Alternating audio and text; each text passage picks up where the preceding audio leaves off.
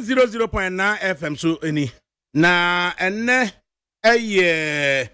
ukuada first obosume na yewomi ne da etoso edu ensia afi empinu aduonu enum na mamsa bodonko apahomiti edu enson mema nti dwumadie ne ade bremu mema nti dwumadie ade bremu me amidi ho chia me from ADAKABRI Mahmudu Osioma na production ni nyina no panyini Kwadwo Dame ado ne sine na so na me wofa ase majari osai ajeman eboni chidom ohima kuefriye eno ono soso no mranti kwa mienu wo som wo mo na fe technical production no abena frema abankro nana yausafo baby owo biada nyankropon twedi ampon kan ho no hwe ne so ede ema amansan na eye engineering team achu agbo worker petiakwa na najare nana buaje na dasankroma da nyina yesanmrane se sempro na fe facilities team no big solo ana dada ana Godfred dodo no afre ne Ubrana ana Mapuna na fe no yaw Sami ai na fe no DJ Bosco na Milson so da nyina yesanmrane se tetai we be a fan onilo eje so tun se abusuafo ni nyina ya chia wo mo obi ani age awiai ensam no tia wape se eye akwantuo mu nsam kakra ewo ho amene panyini Kwadwo Dame ado ebedi amane na enum nsoso no debokrata ba anopai animu nsam ni bi ho soso a yebesa tim awiai na fe soso yasan the interviews mienu miensa bi soso atato na fe empanifo soso beba Ora Manuel Dako of the New Patriotic Party and Abraham Buafo of the National Democratic Congress almost so ebeba akwanya soso beba am ye phone line no yenimu di nkuta ho ache ai ama yehu ano said the AC4 ede eko na anzana me panyini Kwadwo Dame ado ebesi nkonwa pampai so ananse pampan yi so ananse yebesi nkonwa ewo ntwelo mu ha sei ana ebesi nkonwa ewo patomu ha sei no na idea da bokrata ahodo no a anopai ebeduru ya no animu nsam pampan ni bi no yentimi enyim famre daily graphic for or see the truth and accuracy every day say no kre ene eye tenene na daily graphics so anam so or see government IMF agreement brings him $370 million US. Or see Ghana buying any International Monetary Fund for omo akọ eye enhyiamu agiatum na no enedi sika eye million adio ahasa adioson broni sika dollar no atimi abeto futuro mu a yede bebo ye ho akonhoma na eye delegate akwankyerefo no ana wamo so edibai as the soldiers raid Subri Galamsey site distress settlements of 10,000 residents or see a soldier for ako eye aso Subri so na eye ne kwaye brentuo no mu no nipa baabi ayete be se nipa mpimdu o ma tena ye na akwakoye basa edi aman or see we will flog 3 traders kill stray cattle for meat Kumasi Mayor Zuba ana wase saying wase wunia se memeton ade ewo eye pavement no so megirejina kwan mu enton ade na wunia wanhwe amamra na anya adwuma na begirejina eye pavement so ton ade ubegirejina kwan mu eton ade de a ede ne ye ba ne ye betuwa na ye gwaw na sam a waka no enonom yei ana eye wase anantwie ani mponko ani nkraman te wunia ugya wo mo emo nante montene so na yetimi ebe ha wo man madia eno nso so no ye kire saa eye anantwie no yo ka nantwie kaya memra no use the word cattle oka cattle na o si anantwie ani mponko ani nwan ani mrekire ani nkraman nyinada ugya wo mo ne ye chi wo mo a edi bre bi a kaya memra no say ye beton na ye di sika no ye di ato km futuro mu Zuba so say ono so de ye betwitwa no ga na ye di ayempusu ade ama eye asrafo we ene nsema da ho ose increase producer price of cocoa minority ena e kan say ye se enei ebere ba ne tutu cocoa mu minority fo say eye aban a wote so say no won tutu cocoa mu emfanko eye sidi empem ensia ansa na obi aho ayeden atono daily gist ena ode ebaaye ose sack CJ for arresting me police chief Charles Mahama and the saying was he prosipanyini bi and then was he chief justice ebrebi or my yachi no na chi o me yachi no na was he amamra no fa ahudie bi a de ma no chief justice hwe ema yetietia ne fa ahudie so enu nti ana was he John Dramani Mahama ono wanyi emfama empanimfo na yenyi chief justice no edi ana ode ebaaye na ye ana the publisher wade baaye was King Zuba's new law.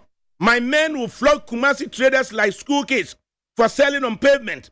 Halifax ansa ado ana wade atwro ede abai was Zuba Kumasi mayor and what can say unia wabema ne mnanti a oni nam no yatwa impre the school for nkwada yatwi impre so kokoton ade e pavement so a na ode eba ye was a man arrested for selling Ghana's embassy bema bia wono nso so no Ghana dan a ewo Lagos na just a beachfront pa a just a dan na feye ana nkrofo ebo yetiri po dia koton $5.7 million enza kwai odi ka kwaji advance $1.2 million a odi twi no ho ene se dia kai abanse sa na abai ene yese sa brand ye no yache no na nso so no yache no sika no kwa $1 ni ho Ghana sika dia Daily Post ana odi we baaye ose minority leader Honorable Ayariga exposes former Attorney General Godfrey Dami. Leaked letter shows Akufo-Addo started processes on petition for removal of Chief Justice Tokonu. Was a nay minority leader, majority leader, Mama Ayariga, Boku Ayariga, was saying a crater bia a puemu, say Attorney General Dada Anua, only was say Godfrey Dami Yabuano, say Wamusha, Siama, Akoda, dear say, Nanado Danko Akufo-Addo, psychedelic nan, was he say, was Shasia say, why dear Bania, wako na yetimia yi, Gertrude, Araba, Esaba, Tokonu, Saki, Yakwa Yinedi, ye, Emunsam, and the publisher, Anna Odiba, ye Ghanaian publisher, was the government cooked fiscal data for politics. Dr. Amin Anta, and Amin Adams, otherwise known as Amin Anta, Anna Odiba, finance minister was also Nanu, Yadi John Dramani Mahama Bessis winu. Was he a pay, Yadin Krata Bia Koto I am a penny. Yes, MPP for Yankano Krebi. After the NDC for the Sanklata Krona Koya, yes, after the Yajiatum, and was he, na Momo Baye, 120 days in ye, Bosumi 9 ye, Munye Wute, no, a year up to December 31, 2024 figures, data, and I am a Fuashimu, Ajiatumu, Amiamam staff level, the agreement at Timiabe, Nanti dia 9, and a data bako, na yetimi, at the air politics in Tino, a Fabidia, the Fabidia a year. And some were done at DNA. Was say minority donates 200,000 CDs to Kantaman fire victims. And a year Kwamina Fenyo Markin. And I would know no more. Nikuli High and a Shanono. The minority. Omukeka woman's Asiano. Omukutesika. A year million. A year 200,000. Omukutesika. And Pim Ahenu. A year 200,000 Ghana cedis. And a woman Yakoma Kataman to Fui. Na a year new crusading guide. And now what they ever was it peg cocoa prices at 6,000 per bag or risk increase smuggling. Minority caucus won government. As somebody is saying, or see the cocoa yet on bag about 64 kilos, yet on 3,100. And the minority for say, Omu Nyan in Tier, say at the light season, you know, a year La Cote d'Ivoire, Eddie and Tumubi Abba. And until no a year about to me. A year NDC for ye say, ya 2 September, October 2024, no, at the cost 3,100, no. To say, I wasn't buying a crank, what it cost 6,000. And see you, and Ghana for to about the amount NDC dear, Edi na mumfa koko no emfa 6,100 na mumfa 6,000 enya sa enkrofo betwe koko na fam ede akọ la Côte d'Ivoire ensema da honie na Ghana koko yi tambe ne yatutumu light season yatum anase main crop season yatutumu September October ana yatutumu eye May June. Hey, dear politics be yen. Dear politics be yen. Who be king? A Daily Dispatch and what can I say? Was it cost about $150 million to run for president and $650,000 as an MP. CDD, Wamo Center for Democratic Development. And Wamo can say, and they also percent Udigana Mampenina, who cut them by $150 million. And that's how person the MP who cut them $650,000 And what media about Chief of Staff to lead second Kwao Business Forum on Saturday. Julius Kwasi Debra, Chief of Staff at the Emma John Dramani Mahama. And now one also walk well ni Sabwami and Odan Kwanta into Kwao Kakra and your friend say Achim Kakra and Chese Watna Yatiti no so suhum and I just why suhum ni and Oko School and Price Secondary School and Ufrim Price Secondary School and Oba Assist from Achimota School and ne papa no regional cocoa officer. It is a Kwasi Debra and a walk na Kwao no walk chrono. Say working can call for businessman for abomu and nim politics and once a call for businessman for and one de kwaya juma into ube branch champon ho ube OPK ho ube your friend say NDC businessman Jeff Kunadu Krabe ho omu nyina kwaka bom na omu de bank for any enterprises for ahodo and omu de ko na ni nyina kokko wie say omu kwe no bankable enterprises be se num ni afra se ni abedi ho adanse say ekosi san na jese Philipos Ebo lawyer wani kwada bombardia Dominic Siabua na wianchia na mechia mo makoduru mata ho amonka che mata se onfantumu no onfantum mam enti Ozebo nsu ni kwala bombardia mechia mo eti say na Chief of Staff Julius Kwasi Debra Walker na na Ghanaian Times na semone saying wasn't Tamale water crisis. Bupiala residents scoop water from dried dam to quench thirst. And as Siano, in Supa Yabedum no Tamale no. Aye, adia aquatri papa. Ay, Loyaduna.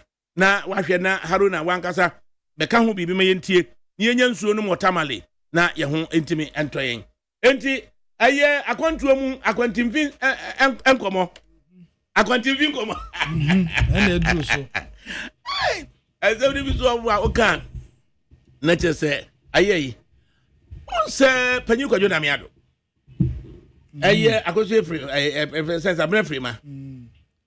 A man will say, and no maybe a dear, but I say a two individual. And untino, a man wa yana yen who say a cosusa. Mrs. Saying, the no maybe etimi koso wo man we mu. And I say a two individually. Yes. And untino and crystallize a man in ye mua. And unti ya near free say any ho. Ya near free say ya dia so a hum here. And on the same. Say na no a year ukuada and a minimudin kra. Inti exactly na watching ne. Yes. And a minimudin kra. Yeah, point. I will point and I'm catching that say. Me ko Kumasi akwa ko di dwuma bi. Ewa asante mampon na masa aba Kumasi na bedru nkran a wo besen home adie ne siye mi free ase ya wada na said the normal city entertainment me free antem na wudru nkokwa na wakoto aye at the end of free nkran ko no at the end of the bypass no wakoto asona okay enti wudru asona na jese wutwam a aye hwidie mu nie eye dentin mu nie na wo de beko akwakoduru fodoa tuo no wuduru fodoa no a nifa no so fodoa betimi awurawura mu a kotwam fuma nso e de akosi agogokora saa so na ne bonkum so no eye kodan so ufa de bonkum so a ubetimi akwa me no so ubebrewure mu akwa kosi eye dampon asuboy na wasan si asankare okay kwan ne de hosana ya na Ghana ne yen develop and into instead sanka ya yes akwan no as an alternative no so ahunu ya nye nti sanka yenya problem bia wutimi tifa fodwa ekokokosi eye agogo so ahunu ana nka timi fa kwauda esoso san kwa amaya ebebesi eye dampon asuboy de ba asankare na we na wadu fodwa no ubeko akusane na usane a na wabrechi nifa so na brechi nifa so a afa na nka wo koforo ofuru na wu sane no ano na chese wo ko eye nade so okay enti nade so no ensuo nade so no ono no eye barrier between eye eastern region and Asante region okay aha tunya twamu nade so no ano na chese first Asante achim staff ekuru ewo ho no no eye nade so so hono na fodwa no so na akoye last town on the eastern region okay na yei na abono nsia ne fa na kamiensa 10 tonna also agri products na Honda CRVB okay edinachi na me toa your friend saying Honda CRV no so na de be hunu ane say ADAKABRI later na me be hunu say na cashew and so no over 500 bucks wow the ADAKABRI no ebo be pono edi eba fodwa no na otete san ye to otete san ye no na taxi driver bi ono wa package na nche ho enti de na me nyusu me total glasses me nyusu air conditioner dia metia ne say o tiamu de ne say kire truck na di anim no so say gina but me no hu se na we no tete ko na chi na me hu bi da otete ko na chi ya no na tractor no nza to create ti on friend tractor the tractor no e peja ne mu se hwe soro na chiri nu a waso eye cashew no e bia kwan mu sanke kansa jackknife no o bia mu ne say boom afi chete na me wura fi bia break wo 10 ton na no ko ya straight no ko boom mu eye your friend say at create na ya ase osun kobesi egu ase no atwam be 34 na chafe papa na asem sise na asomto nipa Honda Civic no o sifri ni car no mu no odwane na car na ekwa na wa park o park e no si e no odwane ana metika no na me hu dia menye bi ya fe my confused tinkofo bi tonton se yi bi kerosene ase bi bisa ena o mutu mika se nipa ana ni nyina ko wie se 10 ton no wa lead your friend wa heat wa ka e wa ka no achese wa trapo e ko bom sa no kamia yeah be moa unse nanim no nhya dan ye hard sa nanim no nhya dan ye hard sa asembe nie na me hu bi da ana papa no odwane ogya ne ka no ho no ana me reverse ya na me dam ni na me gina nchen na uko enye yi yeah tin akola bi ono se papa ubetimi akwa pra river process for nchen ho at the opposite pra river junction so no o fa left no a ubetimi afa process for no a baba be si aye nade so na mabesi akire ana papa ne se e da memi afi de na akoma to de na o se memi ankɔ na so mintimi nya we wonko because nipa bebre kura no enim se failing to assist an accident victim kura is a crime okay say wakoto say accident asem say yes you know na ubetimi aboa no wa amoa no na ukoboa ne sen e bia usu nim technical know how because it's a accident si na nipa epra kwan obefa so no mu kura no etumi ma nipa no kura wu ana so pramo nti obede assist no ko wie say enka first aid to on me hwi si kwan say enka ye kire wo school good the first aid enti wey or si failing to assist no ebi kura no say bia betumi afa nipa kro safely e de ato okay na obetimi afresh support help ediaba eti me regain me ho no na me friend kokko MTTD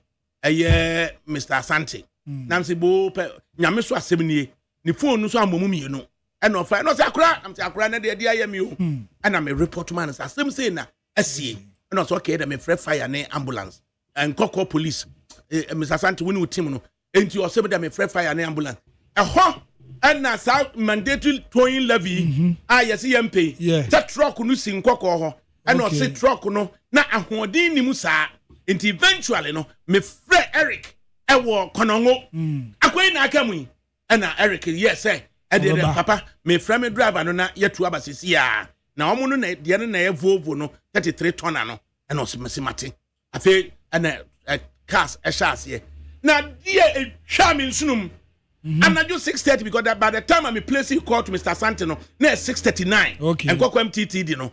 Na krofo atwetwe wo phones. Ye twa. Twa eye wahid no de waka mu no. Na meeting ka no. Meeting me nim so wa yira duro so wo de benyo. If you say me come na be si say. Edipa mienu no ma na me faaye. Okay. Eso nipa ba ko na me de hospital. Enti sojafuo bi and the bedroom honor me pleading here the way we church of photo me pet na so that for ni take charge. Okay. And the bar say ye for so say you bet me then you bet me yi na frame and the just what tie no ma so ma hey yes o pem no kra no ma so asan akofua so no ma na kofua no so sa no ba no fudia so no and no mo sha ase ye na just wo san adwene so say why and what take charge so je ni ba ko wo take instructions from me na me direct say onu so keep an eye na obi amfa no mani bi and ya na driver ba ko ekoko fa wo mo belt bi a articulator for no belt bi edin pa yes it belt ni bi a we dey say den bi so mo timi di carry trailer 40 feet container no mo dey twa won ahia edin pa yeah it is a seat belt it is a seat belt ni kase bi sa and no mo dey so articulator na wa mu na to no mu and no mo dey so we mu and omo ejaki nkakranka na akoyi kem da bi hu sesa me nya be ma sesa mintimi nyina ho ya twiri no kemu no and eventually yitimi eyi no ni eyi no na fe na ordeal ni be sha ase enti okay mimi kuta pick up enti me yeso omo fa na metimi kwa ma anwini se eto ho na mto omo fa na ntinam na ba ko ka se da bi moja ne dɔso ntie mfa no ento bucket num dia den tu baka mani abre na kokotu mi ka timi tu ka na se wo bia ntina man koja no mienu mimi ti ani mu drive no so dey chire ho mienu mienu pe asem ni o o ma twa foto ni nyina obi ama ho ene eja ne ma me kwan so na asie nti me da mani ana me de ne ba no ene me shi ambulance no ke and fire in the dinner nim bi gina mo ba bi o mu hu se mi gina mo se say ana me ye ma dwese ma me fa nko me din be ko roman enti ya de kri ana o mo de o mo koye mi dru junction no so say pa mi wuram akwa we na de no ana me hia me sasante afena no nukuta panda vehicle oba your friend say scene honom ana me gina no ana me catch say ana honom na we pe ana no wakem but at creator no what of for no minimum what has happened to the driver. They mo mehu ambulance ne fire for no e de omko na me de me ko roman enne no so ye ba ye du nyame ba kire aprosifo a omo eja check ya stop and search no mo ye omo so no mo nye moto check omo ye stop and search what's it ya de awo omo ye stop and search enye moto check no mo ye enu nti ene ne sen omo ya de traffic tintin wo nyame ba kire enna omo me ba ben sa na me fa nche no they were curious na accident victim that accident victim and they omo bie kwan e bie barrier no and kikiri me drew hotel junction o say ho na me fa ni fa so e de mani kira beputia na me ye first left am de go roman me go do roman ya tutu gate mu and na me kira first Saturday say ko bobe 9 na say 8 say Saturday me free order na say I'm looking at because answer be jacke for first 90 minutes there about because you jacket chair and sana almost so enter around 8:39 na ni nyina say hospital gate no only family roman or near to gate no but any person 9 kra na net gate na no okay it immediately do omu say emergency no and ye bie and kwanie ya na ha say ruba bia ya na ye nko hospital environment na yetimi kan samutia hospital staff no accident and emergency aye roman enkoko ya wada na najo omo ya de papa me duru ho say pe na nurse ni ba leader no ni din kwa ma Celestina se bibisa na doctor no na physician assistants omo nyina take charge ene ma eye orderly ni ba ye so me so mu na yenyi abrante mfiri e ho na me bi behu se ono nko an na daka na chi ana yeyi no de ne to bed so ekwa me no ka say omo se ne limbs ni nyina abubu nto ma transfer na abakofo dua enti akwai kem saa na o kire me say ni phone obonisi ya na oyi no se ne kawo na no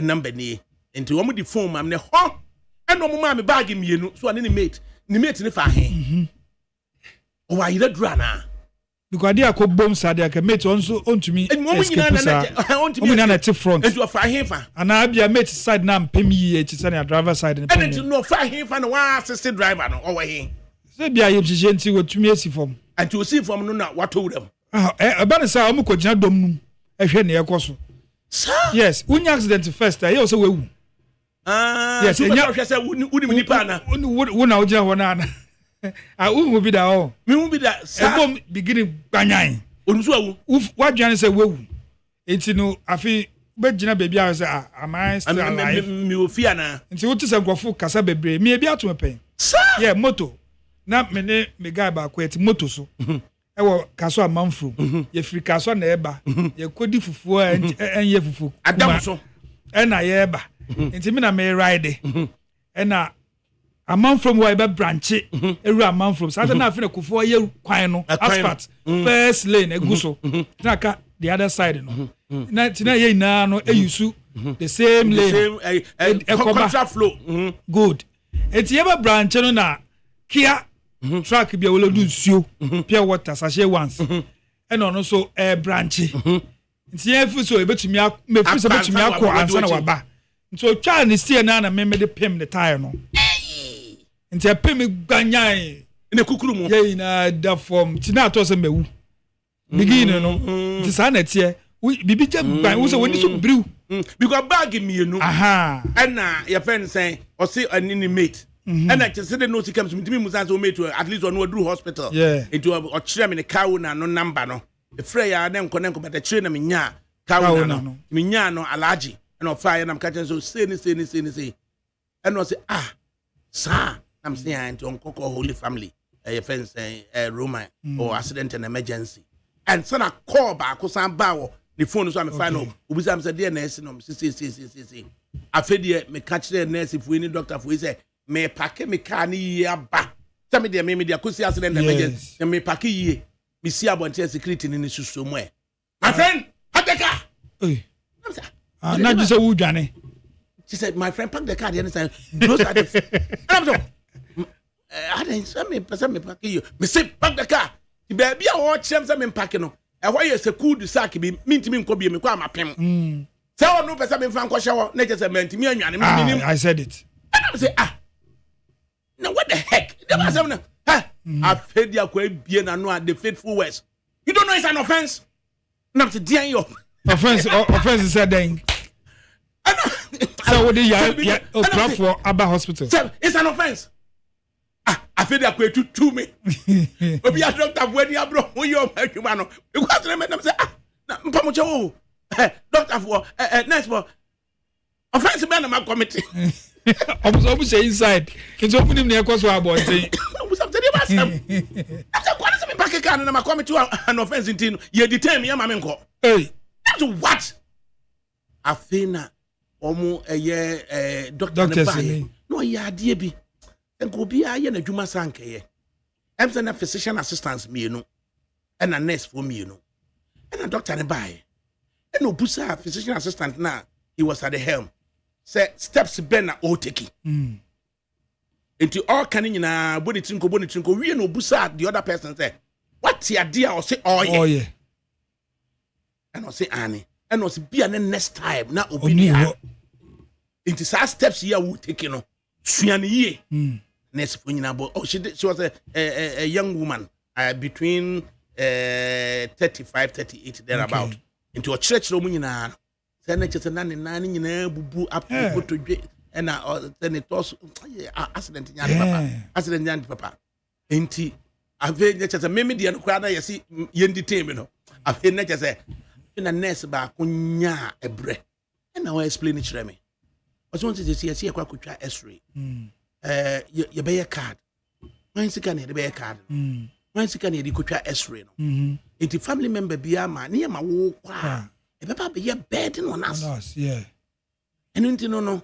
at best no ɛwɔ sɛ obi wɔ ne nkyɛn na ɔyɛ responsible I'm say me ade asamia so munim ne esie they say them catch so I want to learn what goes on in fact a bar say or say me so me bi ne ehuili no ɛde no kɔ ba bi akwa ne x-ray na nurse need taking the time no explain it and I'm say this is what happens was yes nti ye die sika ne de be ye no ma bebre no wa aboye so it was a private one government there be Roman a Catholic facility so omo ne from am say child as be say Christian health nti all church be no so woni mo bia o health facility abusa no na nkrofo ba destitute na abo health facility no so nti no ma bi consumables no bi kra na say na o so mo na ye nti in fact okay man who I was but when I said say I want to learn what you go through no and so Dr. Nibuzam say why do you want to learn so there are times that people go through challenges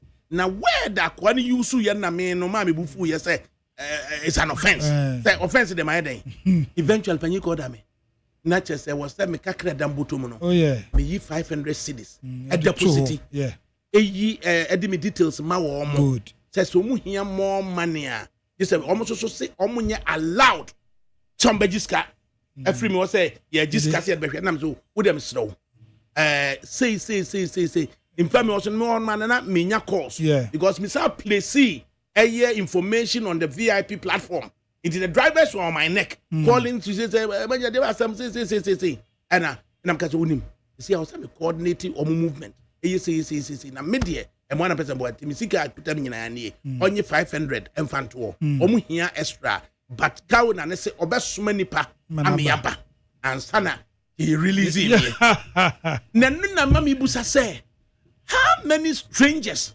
how many good Samaritans na wo anka ho ameanka hospital no munim say bibi say na besi ana kwafu nim pa say wo de oyarefo ko hospital say ban na say wo ngina ho a oyarefo no kwa ye nhwe no ye behwe na chise obi ho no obetumi akase okay ye koye we wetua ye koye we wetua nti wo na ogoto mu there's no way on be jaw say wo ko free na embeda omo so it is systems ben ho systems there papa ebi ni ho say wepra na one time me kwa bi kra moto many paruka den like discussion moto mo but na family member bi engina o man fi no wu ye I was there yes inti no say bibi say si anti na obi ampesa obeboa rather ombetwa inti discouraging say ubefa accident victim din akọ hospital na yesro at times kra no security when the training to anka say is an offense say ebi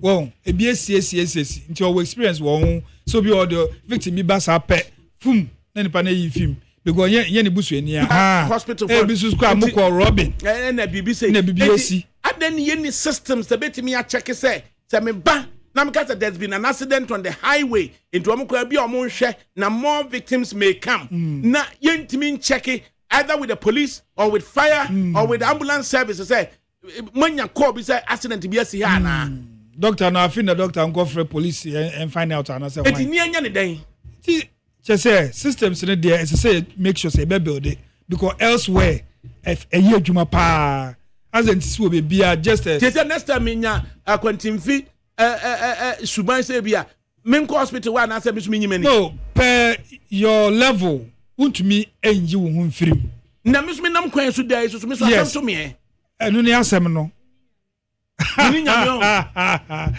oh nyame be ka shegbe hwi because ka ebo nsan ho na ba ko atimi atete ko na chi na hwifom bom na ba ko bom so it can happen to anybody yes accident there say it to me see at any point in time then there but it just was be back from crocro nurse for one doctor for no na omu say at least no and can make you so and yes say you be jani at work e mfi onka so mbe so a serious ones they will not do it they say x-ray they will not e bia come dey mbe duane ama no e bia be pepa no ho first aid bi but pass e be go into details no ya de mbe fi dey nya ne sa no ye ni say jani sa e say ekọ enim wo na fe accident and emergency 24 hours no anadwo no ye den ho oh and ebi ni say obi di wo kɔ na nipa ne begina hɔ dia ene de ebehwe no what you say na mom say ye de no mo begu hɔ mo be de da be papa mo keke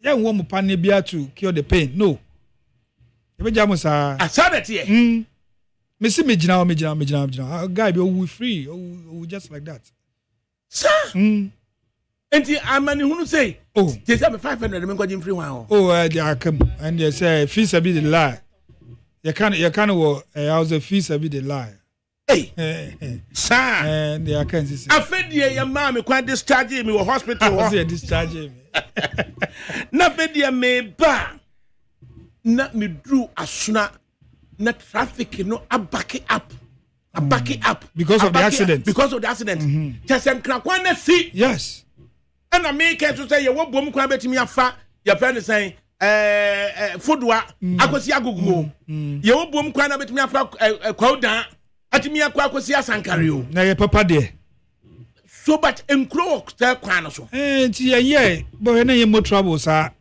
ukofo gbungbun sa eti etimi nya bibi sa nka say in case say ya eno necessary ye me kai ya be kaso kwan na say den kwa no be em say kwan bi sa no be omudi kwa kofa tuba e de ko see labre camp no mo bypass your friends say kaso no mo yes that no mo yo flyover no good yes president mama abreso omo ye no so sa kwan no sisi abaye route da ho aka which is very good. So in case of any emergency beyond the Kasua Winneba Road, and once you are tiafa ho. You bet me a chassis say bypass ni bi ho no mo a. Ye bypass na to. Ye. Because bibia to me see Kumasi kwan one way enya block say gbra asa. Traffic obedim and sanoko ko. The hospital authorities no any good Samaritan no. They see a wine na yenye dan. And the chi say na can be say insurance no. Na say ye twa ni yi a. Won can be twa aboa. Una wo yare ya obi na do ba ye. Eye na no matime won say insurance. So your name alone. It should be the card. Your name or your telephone number keke. Kura say Ghana card. What you say? Ghana card say incorporated insurance wom because your senate wom your tin number wom your driver's license crazy to me the car ho near the ade it is the same way with the insurance ashim it the same way okwa your name or your telephone number keke your boy system proof is okay because I be call bank na me do any branch of Best Point yes me nyabo me telephone number pe no omo my account details ni fantastic enti aden na me call banker you bet me me telephone number no ma me details ni na udu hospital there yentimi checking na make no tell say to me improve on that say you be incorporate everything to telephone number keke should bring everything so insurance on the car we renew blah blah blah but me ahwe no na be boa papa say you say Samaritan bi emegia na chance na ya hwe no say na okay ukọ na uni 500 so e uni sika bia wo ho e ge be ditani sir. I can answer that so. No, answer afraid. No, you are responsible for me. My phone line, say, how do we resolve some of these challenges? On my ma and no true. Very painful. Of course, because next for one who chile me mono, I could understand them. Yes. I could appreciate them. Or yes, can I also be to you could do your friend is saying Esri Hona. I think you're a accident victim. How? And until you can free Anna. No. And I should also say all the other departments, I know what's one more year and what you may be and Coco Roma, they were all present. Good. All ready, but I can't who is to stand in. It's a coin make us say I placed a call to the police at 6:39. Eventually it was 10:30, but 10:31. And approaching in frame say you be a coin no like some so me what one like some akoka to no in the 10:30 no or fresh say yetimi be 4 hours no by the time at 10:30 no ye basu na enkwala asiso so ye enkwala boni o ekro bi e friend na danso a wo friend danso a wa na afi na wo kọ fodo a ho no no okay me tutu omu na afi de emu aye din and na me duru fodo a ho adanso a ho no na me wura kro ni mfimfi we are calling film so and Kolani so park and they care for so Kolani give me 100 cities. 100 cities. 100 cities. So my block of my cab young now. And I don't know. No more than all. Just a woman in an accident. And so DSC. Okay. It's more years some more bypass a power no aqua could see food anymore IBM petrol station on mono. And teacher say almost sequence my uncle. And it's Mrs. So Manya could do what we well me and almost Jamie 100 I'm catching time. Omuni 100 cities in uncle. Omunya Momunya sa. A best say Crony say as some see now will be bypass for Krumwa was your park and I'm the cab fast winter. Ya Jijiska. I almost see Pampima. Ya Jijisko. That's serious. That's serious.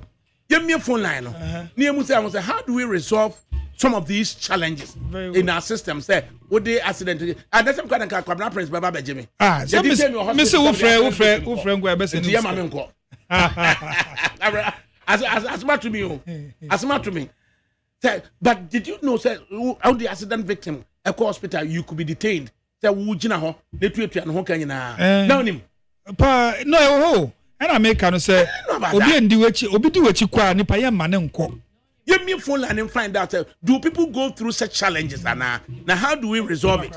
So, now you 0302 257902 0302 257902 and I say 0302 43 0302 243540 0302 243540 say Good Samaritan Edu Obiako Hospital next one no yen detain na mo no assist and tuatua ho ka abrabusuani bia ni hwa bed no enkonkoto hospital authority no so nurses and doctors na ye in charge no wo so na enkonkoto ana. So how do we resolve such situations? Right wrongs so say in other jurisdictions they can even move machines and equipment just to rescue an animal, not in Africa. And or they ebaye. Na yemu say, na Diana uka, have you undergone such a situation before? Na usu say ni handle no. Say hospital authorities no. Wamu na enkoto wamoso. And a Good Samaritan na enkoto wamoso. Eh? Hey, good afternoon. Good afternoon, ADAKABRI. Panyini yamwa. Yeah. Yeah, the day ni. FM Isaac Mkasa Fritama. We taxi driver. You Isaac me enti we. We start do a bit to me pa na me yen night. Na accident e si ba bi me bo modern fa nipa no ko hospital. Ne dru ye muyi nipa no msita nipa na driver na odi taxi driver na odi nipa no ba no way. Omma me tro ni statement. Honu ma na me jane. E say me ni nipa no ba bia me do na me tina control ni statement. And you know what happened 8 million melabia who could pay accident so ofa nipa no hospital also wa odi nipa no hospital ko etim abaso itimi ebo abaso if I told them I thought on say ma asem frequency no entomunka ni tie no ani tie entimu frequency na say ama aye difficult ama entomunka ko entomunka sa no kora entimu na Mate, you catch engineer for no. And in situations like this, no. And a year Dumso Ebusa was say ADAKABRI. What about if you didn't have money on you? I said, and here detain me and I'm in Nato. Good afternoon. Good afternoon, Mamudu. Nam, I saw about me in Tiawe. Of I'm more Papa. I've been coming to you. Don't remind where you're there. Then we are papa. They said, I know for your man for me on the Emerald, but with the Bicasa, here, Daniel. Yeah, Mumana Mokomoko. And the Fufuya, Janim 70 minutes Fufuya and Intino, Kakrakta. ADAKABRI, what's the man walking? Me boss back will see you or Kaye. And what's a bed, the real theatre.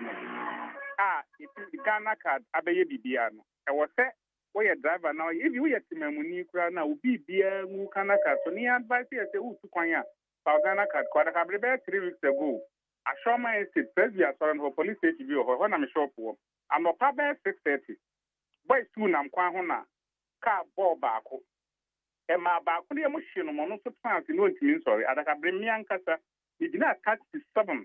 Bubian who fee me. From a show my estate, police station, ho to Gai hospital, yeah, what atomic down, East.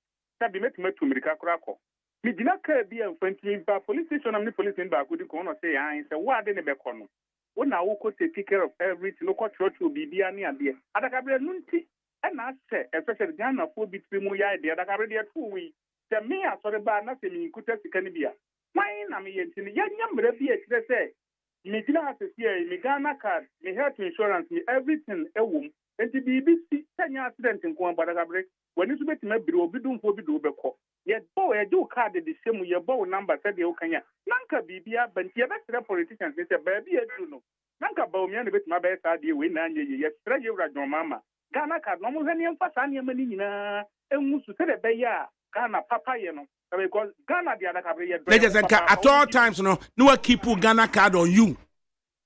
More no ni advice ya where minimum bi a this okoye ne Ghana card a o de ko share ni TV ase be this year ni wonyi ye be am ka chen say wo ye mistake e wa say enwo ho se be ya wonnam ne in case of emergency and ada ka be kan yankopon kira wo enye nti na be ka say say won fa mi isa de ma me ba fa ne de o de aba for de whether ko via uzi na wa send message de aba no what of a good afternoon wafa so you need your yes 500 kese ga wo hia na forget you do it for God, at least you are a good Samaritan.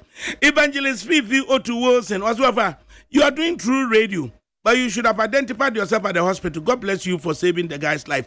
And now, me identify me one guy. We didn't learn things at first hand. It is best to be like we are ignorant, because then the nurses opened up, and then also say problems are almost go through. Good afternoon.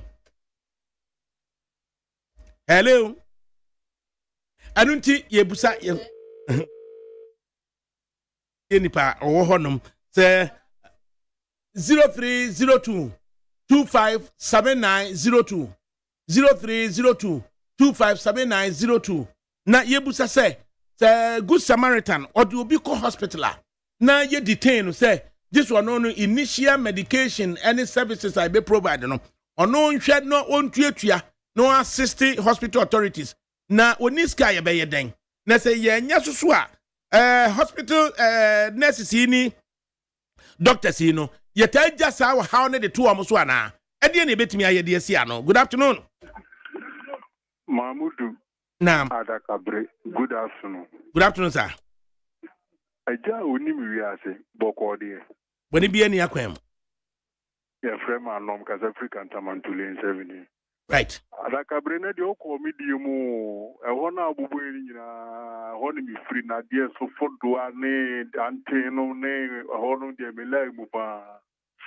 Na me se we bisa asem. De me bi hu ni se Mahmudu. So far after you penny for the area, a brutally on back of show one idea. The okay, omunye. Because I don't know. Say, the 2 weeks, if you are 2 penny did that, and Kokoya, and call the Beko, agenda or the Beko Parliament, I can one. But Omono and to the 2 year or MP minister, somebody might be in Cotonou and could inform. Because the young mobile Obi na Obi Jinaka, the same as Sorbakai, Obi as home fano. In it, who Africa, who Ghana, and who Buona, yes, I never wait you. But yentie dia koso South Africa. Nuruddin Salifu, Ose Adakabri. In South Africa here, no one is allowed to take an accident victim to the hospital. Only ambulance is allowed. If the ambulance delay, you will die. Enti and sasa kiakuya di ansakano. I was here shedding your money da hono moa because ambulance beba with the requisite medical technicians, or mobile emergency services on be provided. What do you make of that? Since say you crack here in the hospital. Mahmudu. You okay in Africa? South Africa near king. I'm more developing here. Akoko ene na me hwe video anoma ko kasre de ambulance we no koyi abuburu abuburu ho ambulance ne di koyi no. Misa bubro Mahmudu ye de ye kwaya no maketo we setu krubim ye di atwede afra bansoro na koyi no na oba Africa ni pada we ni obi afa no Africa na de aya na yo nyankopon ye di di aya na aya no 0302 257902 said the Nuruddin Eken Say only ambulance is allowed to take accident victims to the hospital. Na yen asam to see yes so no less than 20 minutes. At least I saw the ambulance on the way to the accident scene. Good afternoon. Krobia Santi Kotoko. Nebonsu. Tete Asante Nolo. Kuma Pemwa Pimbaba. Then Pimpin said the Chevimo. Pia, just this year. Santama Yedemko. By New Johnny. From the point of that's in the Hunu. Krobia, the Ton Catcher. Namachafa. Not to say, and I made a birthday in there. A 2 year old Shammy, Bonamuho. And I was at Santibon Crew or Nesmo. Conference City Hospital. Why are dear pa? Yamishalo. Now, Krobia, you know, again, by say, ambulance and Kwan or say a techie would be a work piano. South Africa and Kona Ghana. Ghana, who blow Yamu. South Africa committing Boga, or Bishop no Kuno. Oh, Sagana, this is now, to say the only yet says, I hope that's Ghana for you more because you let me say, let me come to nobody can't pay me. Nothing anywhere, yeah, up from Marco, also, I'll say, or no, who draw some camera, how much camera say? Nankawan and came to Yasaka and got that nurse of one only Dr. Fuanaso. Probably I didn't say I didn't know he has insurance and all. And till you Vienna insurance, Afakano, then till the Condi one. Now, would do also want me more evidence say we are insured so so na near show keke. Oh, Krobia, be yam Ghana had a homobronti. Yam fast South Africa. Amam. Am I young for Emuka? It is a doctor for no. Be near Omunia Tre. We tell you in Nipa. Young Conquatia drew some red no near Habai. Now, doctor don't know Yabut, one from whence he can enter drew any Pacro. And you no insurance for or more authority no shame here can walk out to insurance what can be. Then you will I've joined me go through. Oh no, you're disciplined. No, no, one insurance he be. I'm at all times, no, Uncle Basse, we are insured that. Now, bed, no, young transfer so. Now, say, one ambulance in every constituency. Na bibi esia ambulance if you are at a point to na ambulance osi konongo na injectors kura no na just injectors na say yes can to injectors ni bi mu. Hey, good afternoon. 0302 257902. Good afternoon. 0302 243540. Good afternoon. Good afternoon, ADAKABRI. Aboloni. Afishapa. ADAKABRI. Mima Afishapa. Afi koma tuyeng. In komo we de ya huna ya adwini o. Inti ya kanu ye best friend pin for so munti. ADAKABRI, in this case yentimi nya system bi say ebia na ye de mi akọ hospital. Na ebia me call unconscious, make me abomidi. Me abomidi abolo no na system ni capture pe. Na I indicate say me insure ana. Masi take say de bia na ukita Ghana card. O me kwa ADAKABRI so nim say ni Ghana card yira answer na ni sabe sanke bioni eyedi. Let's say you keep a wallet on you. ADAKABRI say unim say eyira wallet ni ubi bia yira Ghana card no. Ninya biome eyedi. Inti mazi take any time say. And it say me call best point to say not just at the recall of my telephone number. Me boma any of the assistants at the best point no. My telephone number no mutimi huno accounts to do am wo ho nyina no. Can we develop a system to help citizens in such circumstances? Yes, and one said that example now my say private person bet me develop app be.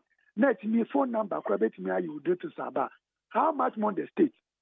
Because I do baby, there should be some 3 digital code be a ubopeno. Now more straight identity. Me did this a Ghana card you can check ADAKABRI, it will shock you so because it still should be. Now actual Ghana card numbers or papers. They will tell you they want to see the hard copy. Oh, instead of we can't debate and what number ni keke ya omu need ni say in any case who provide the number ni keke omu bo say we did to beba omu nye. Odi obi because we say brona ye woni na adaka be wa woni say abia sia obi owobi e na di enim e di nipa cause because oni say kan ni ke okoyoko boka.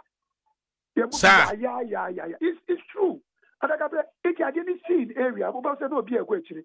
Aboloma, when you go to hospital, take care of the bed. Uba, ebia yamawa, nawaji yamawa, yeso abolo do ya. That is near question. Nipa da sanit mit now no onya hoboa bia na yare chinwa na just a benevolent person be na obeba befena hospital. This is not news. It's in our communities. Again news. It's a better be moved to Tramonti, a be an a good Samaritan being done. Obey to me, a mini Casobi Aridademo. Ye for swap a good manica, whereby a show beer, a be obey me, and your board. So, Mumma Fan cost. No, I started. I just say, about Ukrainian say can, and then you can say they were too kind and no Janaco baby atna. Where ye fimu, your friend or see me baby, because in test, a good emergency will be close to the move once and our back. I don't know, was as I depend on your old Janino. So, a club beer, or no Guinness. Adakabe unim near Yakrani say, a hospital be a Wadakabe, who called Dada, who called Kana, Ukada, would you cause hospital anywhere. In so Vegas or Bodi, Granomusha said, who did this one system, almost just another new card. The system nuclear is not helpful. It's not helpful. Every day, I look at who nipa who are going. Na, ready. Adakabe 7 years you. And the next is where are we? Where I mean, baby, I say, yeah, heading towards the infamy. I said, yeah, heading towards another year. Say, baby, no, Omunya be said, Ubo, dear, not who calls now, bo, dear. So we are on issue. Now, what me what telephone number? Now, I indicated who we are sure, and now we are sure. Example, as a man say, Yemen is Obi, Yemen hospital is Obi, accident victim bar. Once a year accident, it won't mean they should supposed to start treating the person. Start treating the person with medication when the triaka. The state can bear the cost. And I'm just saying, at what point in the state can bear cost? Here's the situation: nurse wabe duty, doctor wabe duty, a physician assistant wabe duty. Technically, prescriber no honomwa. Prescriber no prescribe si federal way mawa or prescribe what triaka and answer what prescribe mwakotaba. Adakabre, the government institutions can take care of those things. At what point the government institution ibetimi ehunu say Ghanaian bi da ha say na prescriber no si enkoto we na sa na dwono ano Ghanaian institute Ghanaian government no ediaba. Adakabre is just a government hospitals no they can start, not the private hospital, because private hospitals have the nurse no more explaining here no e be omuka be government institutions say na be ya ye be patronize ho more. But the government institution is also no. Here scan what the actor toiletries, any medicines, any sundry. I would know. Accident patient. Ediana ye ni bua ni adakabewa ye offer baku. No kobu fuel. Ye kebuche kobu fuel.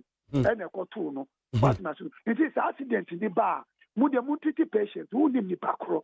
Maybe before. And once the multi patients no. National Ghana Health Service for Baba Country because there's been a similar situation, sir. Because King Ali and the dinner as a King Ali no concerned teachers, and then also a challenge be a new JGT on and then also me transport on the bar and you see. Now, answer no meet me a cost system no mukra say Yakwajia drone. I was say evidence of payment and sana what me a cost system no mukra kasi Yakwajia drone. How are we making it easier, friendly? Say citizen co hospital on more. Sikano enye the first barrier. No. How do we make it possible? Good afternoon. Afternoon, Opani Mahamud. Beman, I want to say. Yanko Fadumo, Brapani, the Pato, Media, the champion for Sydney Adamsa, the Flea, Ashama. Obra, so say I'm in Fankama, Captain Joseph Kama, or so out. Imagine so papa pa capito. Okay, Yamisa no do my pa. Oh yeah. Na area de mebo wa basu ye papa. Na wa basu body no ene say Nyankopon ya adoma. They say no Ghana han say asem tu obi na say of our okogbo nipa na. ne kwa ni Nyankopɔn ni mu no wan hwe ya ya be kwa kubu aka osin ene senti na ma meka ne saa wonam na se bia sabe wakosi accident bia na se bia bia teta kasa ko yi nipa na free wo haw mu ni ayi mu ne mu a wo so kwa ko yi sa nipa na free wo haw mu wan hwe ya wona wo haw mu nyina be ba be se also abibremu ha no ye wo problem kakra ofa se obi anya accident na bia me makopi so na bia me kofa na ko hospital me de ko hospital pe na ade so na ya ba be so am you be buta onipa ni di abuta on Ghana card ne nema because me so bia ade ne makwa kopi so ya kwa kopi so ofa ne hefa na mekwa ko musa ni para the document ne ta nema no nti asrem ko ni fo so bibi no mba ya fa ho a me bia me amede ne be ba no meka to so bia me ma be pie so that you also when you have a better sound na ba in case of the BBC only a be flow if you also soon mabutia for Mrs. Adni be to no offer me was like a maybe car bo do a second na me so one me rush the nipa na kokwalebu me de no kokwalebu no bla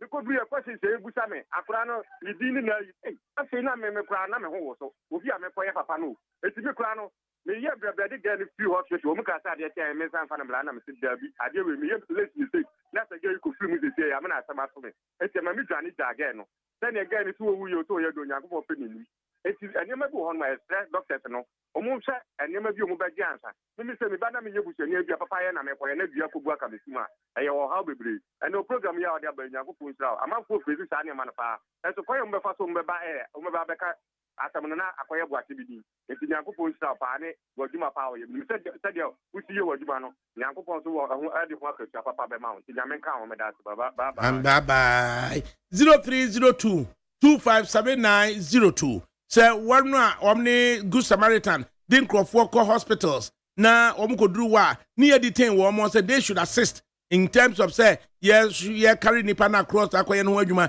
tie tuetua sika until be a family member be beba no say ya anya ne sa so na ye gya nipa na no konso so a hospital authorities no nurses ne doctors ne other para medicals no say ye omudeni. Good afternoon.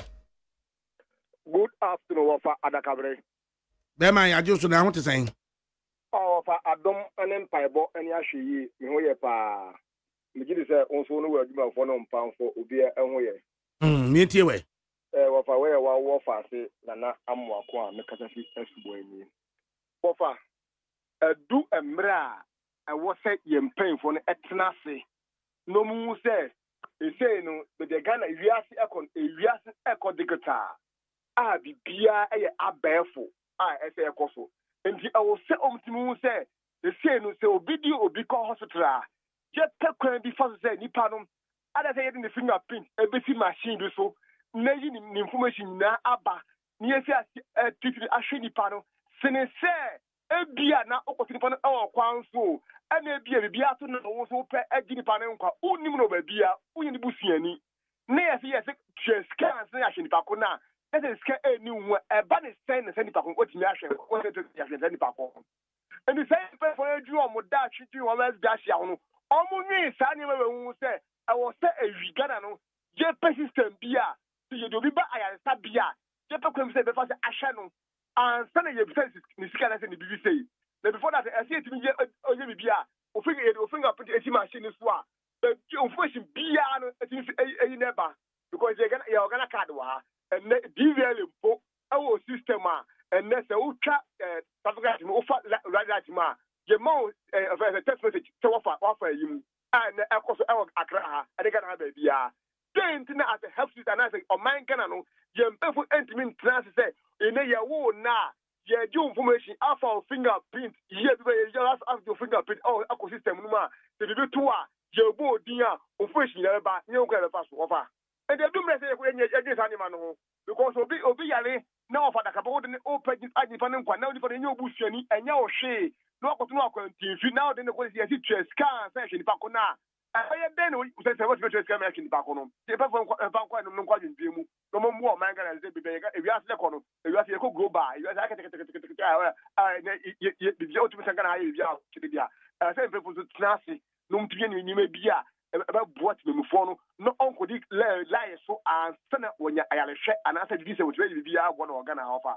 Papa and it's to be out to it. Why I did Papa your mouth for Panya Michel, no you can say pa now there. You know, you 0302 257902. Now 0302243540. Now 3 more callers near Mra studio. I say it's a good Samaritan. Or no na care bonus at the hospitals. And now say a coordinate nurse if one doctor for also. And now say systems many and fanya humano. Good afternoon. Afternoon, Mira ADAKABRI. Hey, man's night saying. Nyame ada Roma, papa na also eh. Maybe any aquam. Nyame kan say nyame enchiraw. Me enunti na metie o no. Drew da bia na mo ato politics na atene da bi na nsem sei na mo de aboa Ghana for. Na ne awo kan Mira ADAKABRI o ti radio sunti o na wo kan na ne ato binum no. Oman wo se dura no pa na upia no wabu nkotodwe aka kire Yankopon se. Ombo ho ban no mfa wonko no mfa wombra. Because yempanimfo a betwam ina no me hu ne a omo yama yen. Se obi a ono obi akoto no kwan so a wapura no. This ono no yisika. Me rene na mate nurses ne doctors sa edru da bia ne omo ye na. Na no kom 11 share o de menim se onim ho. Bi bo moto bi sa. Me share din no ko fani kwa ko fa asema ma. What you say? Ntibi many. Because in your money be yes. Near to be no not necessarily motor riders. Mira ADAKABRI obi to me the travigator siswa udi na chia why didn't you say or branch or right? Na travigator ni so and so na branch ube huana obi the car na bono. Afe me tu about time na obi o wa ne man nine. Mira oba shama ha obi ne man nine. No the one what na motor so the one who go school. Na onipa udrim papa undrim bonnet. Obi to make okoto television. Buy 6,000. Na wafa okada. Fabi what din ye juma. Me nyame nsiraw. Nyame nka ho. Nti 2 more callers na fe Mra. Good afternoon. Good afternoon, ADAKABRI. Nyi pache frosen. Mpache friends and make friend. Yo mi nti we mi nua. Mra pache o ewie program ade ba nyame nsiraw. Why ade papa. Bra me bia to me na senya. Get bi ye dmo ye hono. Omo no aduane. Na Saturday no na ye madam na ama. Ka ko plan me nsa gen twahwe. And I'm time again to hospital. Hospital in the name of Jesus. Nipo a carry me bibia. After I could do hospital there be some say. Me go for that. But no check him on. And to wait next time. Sen ko pay bisha. Me boni pana na sem general. Nipo a carry me buy some can na so achemo. So we can say check ko for that answer machine pano. And to some there was some nutrition can ye pa. Yakupon ka ho. Amen. Finally, my neighbor. Good afternoon. Good afternoon, ADAKABRI. Bema. Paper Frank now radio Dominion Mayo. You mayor me ntiwe. ADAKABRI nyanko fo nshira wa wiai. Say the biayo program anu kwa de yen cholesterol ma eta me hekire adu nyame nshira wo. ADAKABRI tene wa fidie empadifo ti oni edom empimpi mu ti oni de. Me de fasadam de ato NDC appointment committee o madam Roma. Yen siri akole chairman do a chairman. Ono azna ya chairman communication officer. Omo fo ba bi fo ba fa we sheda yen siri akole sa. Ye free radio day in day out a. Efi nwotwe ye na ada no. Ye hia mo ye sua kodo ho. Enti ya chairman do de omo fa de ba bi. Opani yes sire ye nuano mo not the next no. Yes sire omo ye nyina ni fa ba ko. Yes e funny fanka enu chese ba bi fo me fanko.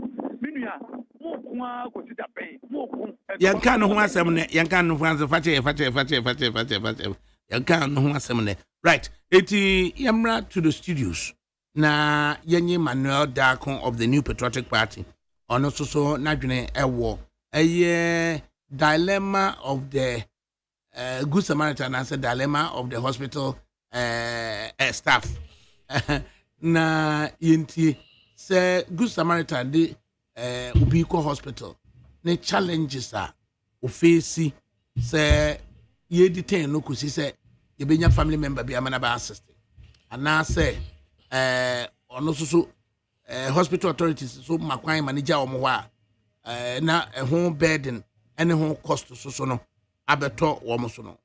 What's your view?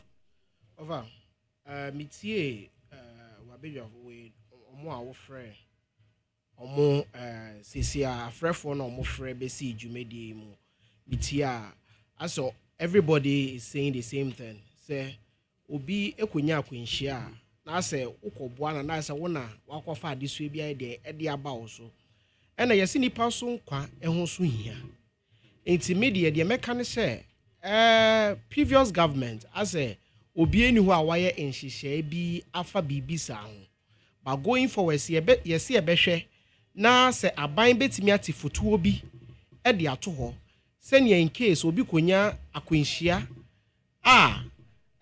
hospital no ebe de ebetimi ahwe knowing say aban etwa fotuo bi ato afi na wie ye no metro akoma aban say nkrofo sei ena omunya akwanhia omoba me the my Irish ya hospital kra kan say o twim kra ayarbia me sure ayarhwebia me sure mo say bibisa wo ho a ban ni betimi aya nanka ebeboa pan going forward because dipa nkwa se ne America na hu hia wo hwa previous government ye ba yetimi ka se ye de sika fudo we e de ato ho for sadie we ye de sika fudo we this initiative ye de this amount of money 300 million be 200 million say the 100 million ye the 1 million ye the 1 billion de ato ho amasa jumedie me gidi says aban no etimi de sika bi so to ho say accident victims omunya akwanhia ye ntimi identify omo anaso ombewo koma omuntimi nkyere say me card ne emuma ye mfrewe ne ye de show ye show omo a ewiye no omo benya de sika we anase me gidi say there should also be an insurance scheme bi if possible Ghana for nyina ebe subscribe to me sure say your accident insurance insurance companies for but if there can be a deliberate one by the government and say state institutions say national insurance there be insurance commission there on the share insurance for but buy so an insurance company na mebo offer yes I think government has an insurance company there be insurance companies in there. Empans are buying insurance company SIC. Me sure say if say SIC cry bit me at the policy be say about the price no ebewo from na Ghana ni bia a subscribe to us so that in case obi koshia kwenhie bia on bet me idea on bet me ahwe so e de ahwe no there should be a way say maybe a den pa kwan buy machine bi wo wa ye de nsa esi super ye be so the person has subscribed to that particular policy ebeboa pan because nipa ewo unconscious enya afi na there is not possible so be busano ni any the details but say to me the system be say eba ebetimi aboa se ne de nipa kwan ba hospital hope near the nsa anase se ne news and de bi hu ye de si machine super ne hu so ni details ni wa subscribe to that particular policy and also ebeti obenti me sa nneoma mienu we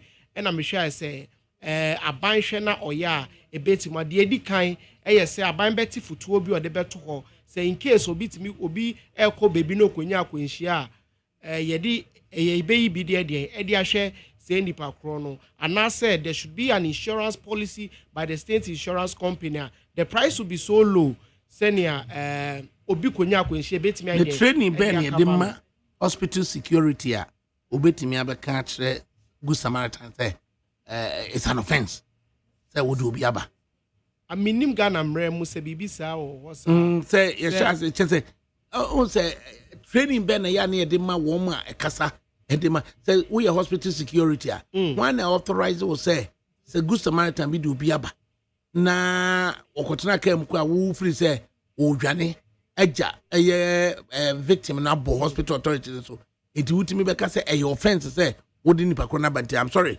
pakoka ne sifrika no but that's very sad say if that's the case that's a tangent there then obi abejai papa ye say mekwa kobu and I no na me say most of the callers for no so here eventually so no the can say a offense no a cheto ma me bufu ye kwa so no because me sa che ne scam oje abe do ele minim say akoka bibi a kire no abe na master they just say wo hwe the situation say the situation na so some 20 cities eje and next time me ka say as an offense so ma me ma shim a offense because Misha is so sad it discourages people.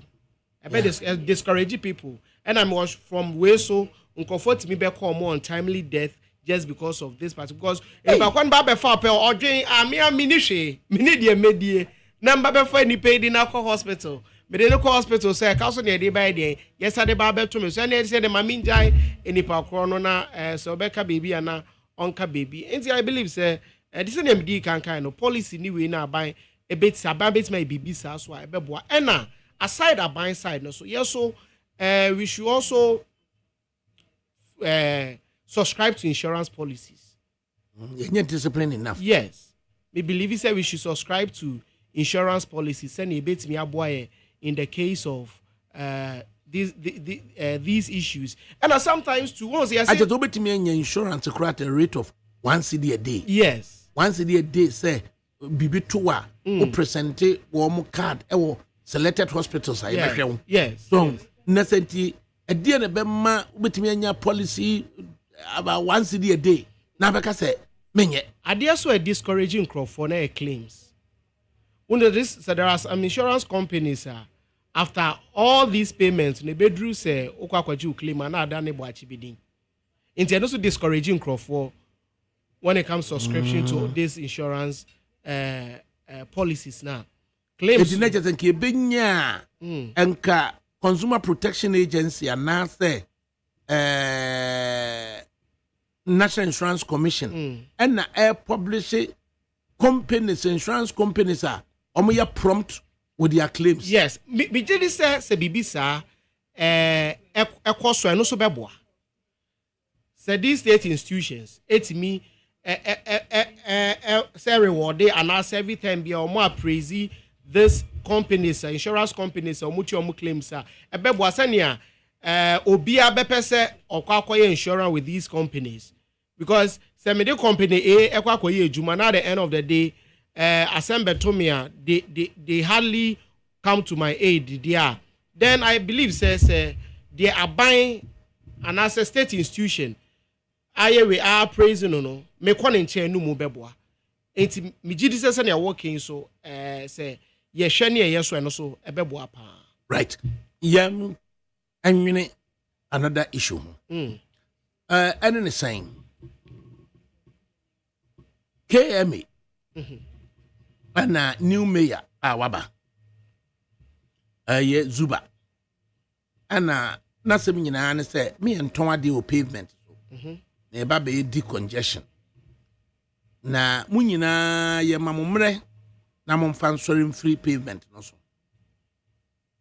wa mana nso ho eno se ne se wa anye ne se wo ma me ba wa na so e se wo so be me madwuma ye den se wo mfiri ho de a e de na me susu mema o widie mu na watebre eno nti na me nkrofo a me no mo beba no yeso yebegwa o enti be nansa nennanie ena yadem no a afi wo se me kan wa na me committed say mesom omanma ti ye behwe say issue no a eda honom ye percent crofo ton no ma e wo pavement so ana ye percent no crofo ton no ma e wo road so ana if you say galamsey ya few people anya musika nanso so yan ye ho e kire yan no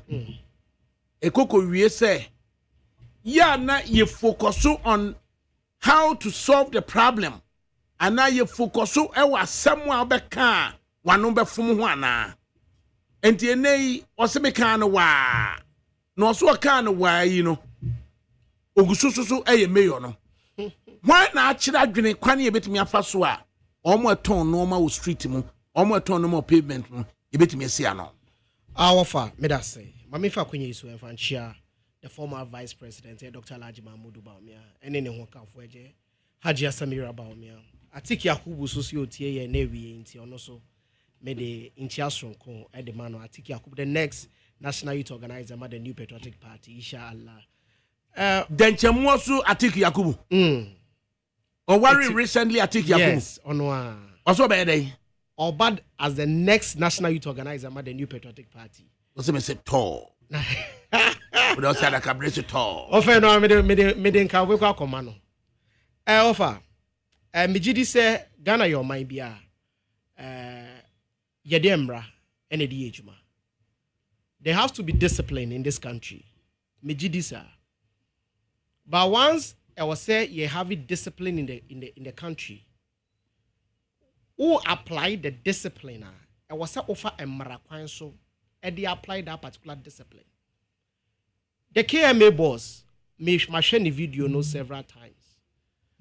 Me did say na opese or tackle an issue, but the way or no, and na am famra kwan so. If you say yes, we shouldn't allow people to be selling on our pavement. Aside say ebeye a chrome and I said that particular area nifi no. A young crofon nanka so omon kwenti. And a debia ye kase Mount Crawford ton nyoma e wo pavement so. I say yes ibo seat belt and I say oh ba mo bi. Yes. Because ube ton wa de be na ka bi but maybe not ni break ate. Na twia be fa nipa so. Na we busuafo e na wakope how bia den e de amom. Baby onya no wrong. Any send your car say ono de onfa police emfa nye adwuma na so no de o movie a our boys a oni o movie enti e ka se free ho na se we free ho a omo be de omo ba be hwe media I believe I'm so happy say waba abeda no ya say ekurase maka na menwe wa sign e tia ba be ka say oh asam o kan ne de o kan ne wa Minjin this or kind of wa modie. If he said he was very emphatic, one your more kind in now. Mijidi says senia or can as semono and an a issue. But and yet the issue are not person or tackle no. Because assembly dear, I was say I can't ye uncrofor moton and your more crime mono or mancas or more or mancasa chromu se chromu betse. Is the focus of this Penemo be Antonio Ma pavement so. But in doing so, we should make sure say ye ntieti aga na mra so. Ye mbuga na mra. Send ye minim so memu ha 1992 constitution. Yedi ye juma. Yes also a local government act. Wo so yedi ye juma. Na minim so say assemblies ankasa so mo bylaws or mo de ye or mo de ye omujuma. Ye raki eme boss. Enfasa nyoma we enfanye adwuma se obi ebum raso a yemfa ni nkogina mrenim na yemfanya de na yemanim face embra no ma yema boys enye de ento wo so embo wo efri se boys aye ka ho asem ya ene the issue of vigilantism no eba because ona mo se me de me mfa mbra nya adwuma me boys amene yo mo nam se ye ma menom ye nuanom o mo ton nyoma we dum baby I say omonton ade omanto a boys ameni omonam me make sure somebody de omabo omo a you are just encouraging vigilantism. Does it mean say every government official so empe boys omoni ombenam say ye obi eya ade a enambra kwan so a na ye masa boys no embo omo na da bi ya hyehyɛ mbra e de amagana the 1992 constitution mbra ene di ejuma. We have our state institutions they are there to enforce the law. So obi echo contrary to the law. Your police or what the police can arrest that particular person. Say fine, you be fine ni pakona na ya fine no. Say the mkono swa kotum ani de pakono swa ide e de akwa kotum. That should be the focus. Maybe the say we should work with the law and not any other form of punishment. Let the law be the law and let us follow the law as a country of INT. It law no say kwan be ne emfa so and clear thoroughfare any pavement so of one more turn no man. I was running potty more dear mean cool muye. But everything you say, I say ya tree adwene ko because one more in as much as said came a boss one kasa ye no. O more condemn on the kasa ni nyina no. Obi chire kwan ya because what me are demonstrating the intent. So good intent to be issue be open osia no. Enti wan ka say ye nyina di. Omu hwa na e kire ye kwan a he emfa so emfa enclear urban clear way no. Matsi nkrofo baku meme no be o make a comment on this particular issue. Ebi say they should be trained. More education. A new thing. Omo tonton normal kwan mu tonton normal payment. A new thing. Any new thing mo. And then I'm gonna say that me can advise and I say adwenkyerɛ ebi mo yɛ deɛ ɛkyerɛ ebi mo say more education. Ebi mo say yɛnkɔpɛ some tax force bi na ɔmo and I did where na every time bi ayɛ deɛ the issue of tax force, the issue of education. Me believe it say you making sure say the embrano like law enforcement mo. Okay, say galamse nsensem ya. Joe say usu former member of parliament Bekwai, and then deputy speaker Okan say enka yenye shoot to kill about galamse no me. And the shoot to kill no kan no. I don't need focus on kan ya. Say enye. But nye galamse na ne enya because I already no more this say you made no kra. They are killing us. Of us what you say. Omo this galamse ho dwume. They are killing us. And just say afa no a shoot to kill no make sense to some people for now. And I can also argue about the fact of Emra say wuntimi nje obi kra emfini semsa. You can't just decide to shoot and kill people because they are committing a crime. Because you cry, you say you are innocent until proven guilty. And he say wako ni pakono was site or say shoot to kill no. Some people agree to it. Some don't. Me in my personal view no. Anywhere you bet me I be near ya climb down on galamse dear me I'm for it. Okay. I'm for it. You're going to interview back na Ura Abraham Boafo so no of the National Democratic Congress. In fact, secretary to the OT NDC also atnase. Na answer na kwenye interview back na beman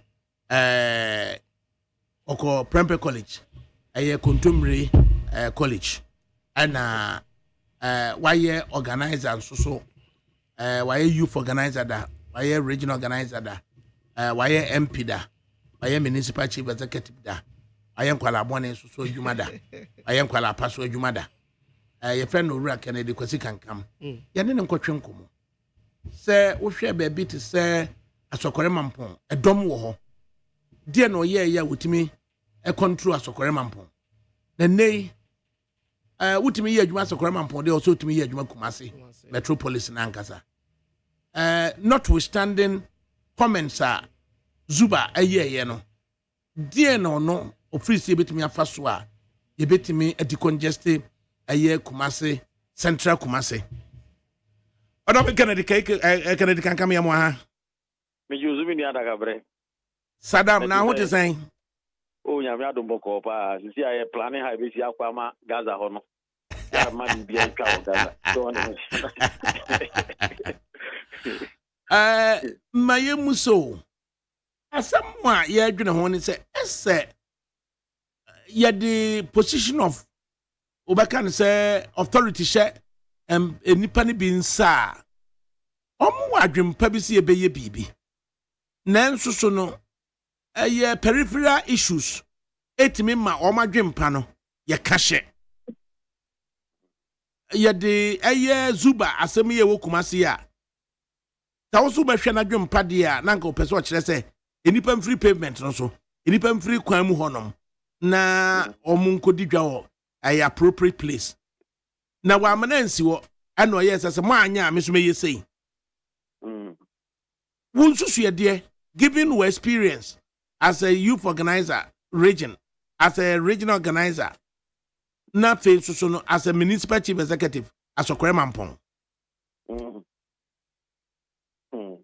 So ADAKABRI adia no se di sitie no the metimi aka nyina ne se me so ma menche tiefo kaka na me ma mu nyina ma aha so Ya je so na ja ke so ma ayo empanyimfo a mo yadwuma wo despite media nyina for the wonderful job I'm doing a year Ghana, so. Now, ADAKABRI, I didn't a choir over Faswa, over composing, and in the way I'll be engaging Kofon or Manfon, and the more successful, and after my own successful. And I just imagine that Bianca bought came chief executive, maybe a president of Free came chief executive, Yabunidi. Na ya confirm on 98%, 100%. Na ya the microphone. And some show where they be a much tuni pako museum. Mo dia bi sina ni na peso on kasa. Kan atu mo kan ya ne say ade no afi na mato abama me. Me won che me tete ye ba tete ya dia afi na ya confirm mo ya me kotena office. The mesere mo mo pampa bon ta me chi me to mbete nka. Nanke bia na wato ba ko won temenka buhu ana ne car apia banana na metu e na central business district wona e ko no oba buhu ana be gina be do na crash foi o ma be bi no ko o ma no to san free leadership of the assembly no one de me no na ko na ka na wato mi ansa bosome ADAKABRI office nka atmosphere ne be sen cordial and receptive. yes kabu za say e de na ebe Jubuso bia wonye papa bia office or no na dwene wo so bu mra so no. Jubuso bia de nani o metutu ye because they don't know what is in your head. So but Kumasi ankasa no fast forward to your question, it's too congested. Kumasi is too congested. And unfortunately for us also no. Yeah, baby anke betimi yi ma na ne papa no mako nyina no. E woni nyina no construction age. Me to say of market. Any the schedule another central market phase 2 no. Uze no space ni mi no nko no. E betumi accommodate o mo good streets for Kumasi nyina. But yen ka say e kan ma ya yes a de na bi nso ansa na yakwa koye Kumasi adwuma. Ayes ye nya kwan ya be fa so ya be hyehyɛ ade no. Ba ko fo be na no nko no. Ba je stand the be mi ensa e nan na be no. Stand A, stand B, stand C, stand D. Nyina no papa we ngwa na bia. Na eni po mu aka ekenya no munya baby nyina. So enzo be na adekro na no nipa ba ko no ton ono nkwa no adekro no waji baby na ya bo so ode na djuma. Obeka say bia mema djuma so amen den. Yes, you take advantage of like this warehouse and then after for meaning say the more warehouse and not all right there, but as you think at the end of the poor at the back of the phone. So in case obi ba no nya man in boka ye ba ko na ko yi dia dia ma sa nipa. Apart from that you know, you see o ka say who push Kumasi students no overcall your friend Swiss course no is also the place also choked. So in the other side man nyina na say so so bo zuba and also bo the regional minister now man we here okro no mutia. The anity a bit na force wa the pressure boost wa ma wie kejiti face to no. All the major maybe I assign the pressure call a crew from my crew from the we and only be there meeting me aka me person me call zuba kasa ko maybe because I don't know a kasa ne be kan I don't know for solution be am so the major no. That is the point you are making say a kasa ne be kan name mum no ese on my man you have to focus on sa kasa no a be kasa ye peripheral name mum the core issue no na ye yi ani ana. Almost politics no ya CBBA. Is ya Ghana politics ya CBBA. Me kwa sokorema mpona o kata me kwa sokorema mpono. My party was minority. Assemblymen are no more no. Now omo ye MPP for not extra NDC for NDC for not NDP for. But you must say e kwa be na me fa so me timi so for sokorema mpon. O de da ko mo so ma no score for mo ko e djuma me ya sokorema mpon. Na mo me ka ho asa. But the end say me obi e dey a political animal. But man chada anye too political. Although no obi e say me obi am a politician and NDC for ko say me no want to be politics makwam. But the true baby no me imagine say on my no municipal ni ye na me hwehwe. E di kwa be na me fa me to be build the bridges. Na me to be the successful. So because the young lady na say MPP, NDC, CPP, NDB, Kasadi, we end up doing nothing. And then we'll Kumasi so on channel. So enti media de meka nyina ne say ye ni partisan ship no free although no politics de den be na ye nhwe kwan ya be fa so a e betumi aye enoma no na kwan so a ye nyina be tie ho ase na ya ko te ka se de politics be ba usuba what be just bia because all pro Kumasi for no NPP for those NDC for ana oya wa jeta o de boss fight de boss but ebe we that na na mo kata no media to the boy visa e bebre do we should look for solution than say na kata bebre ukasa ye building bridges e wa Asokore Mampong na de abedru bibia nanka menye se bebusaw but at least na say what pone bibia mehu say or enimdie bi how to resolve this issue say o say MPP assemblyman for na say MPP aligned assemblyman for no na omuswa esne NDC aligned assembly members for e wa Asokore Mampong. Exactly. You see, I said the same thing as Uber two faces now. Enti also facing the same thing. Oye wadwene say media no mirror see pro can Uber them. Enti oye wadwene say Uber build the bridges.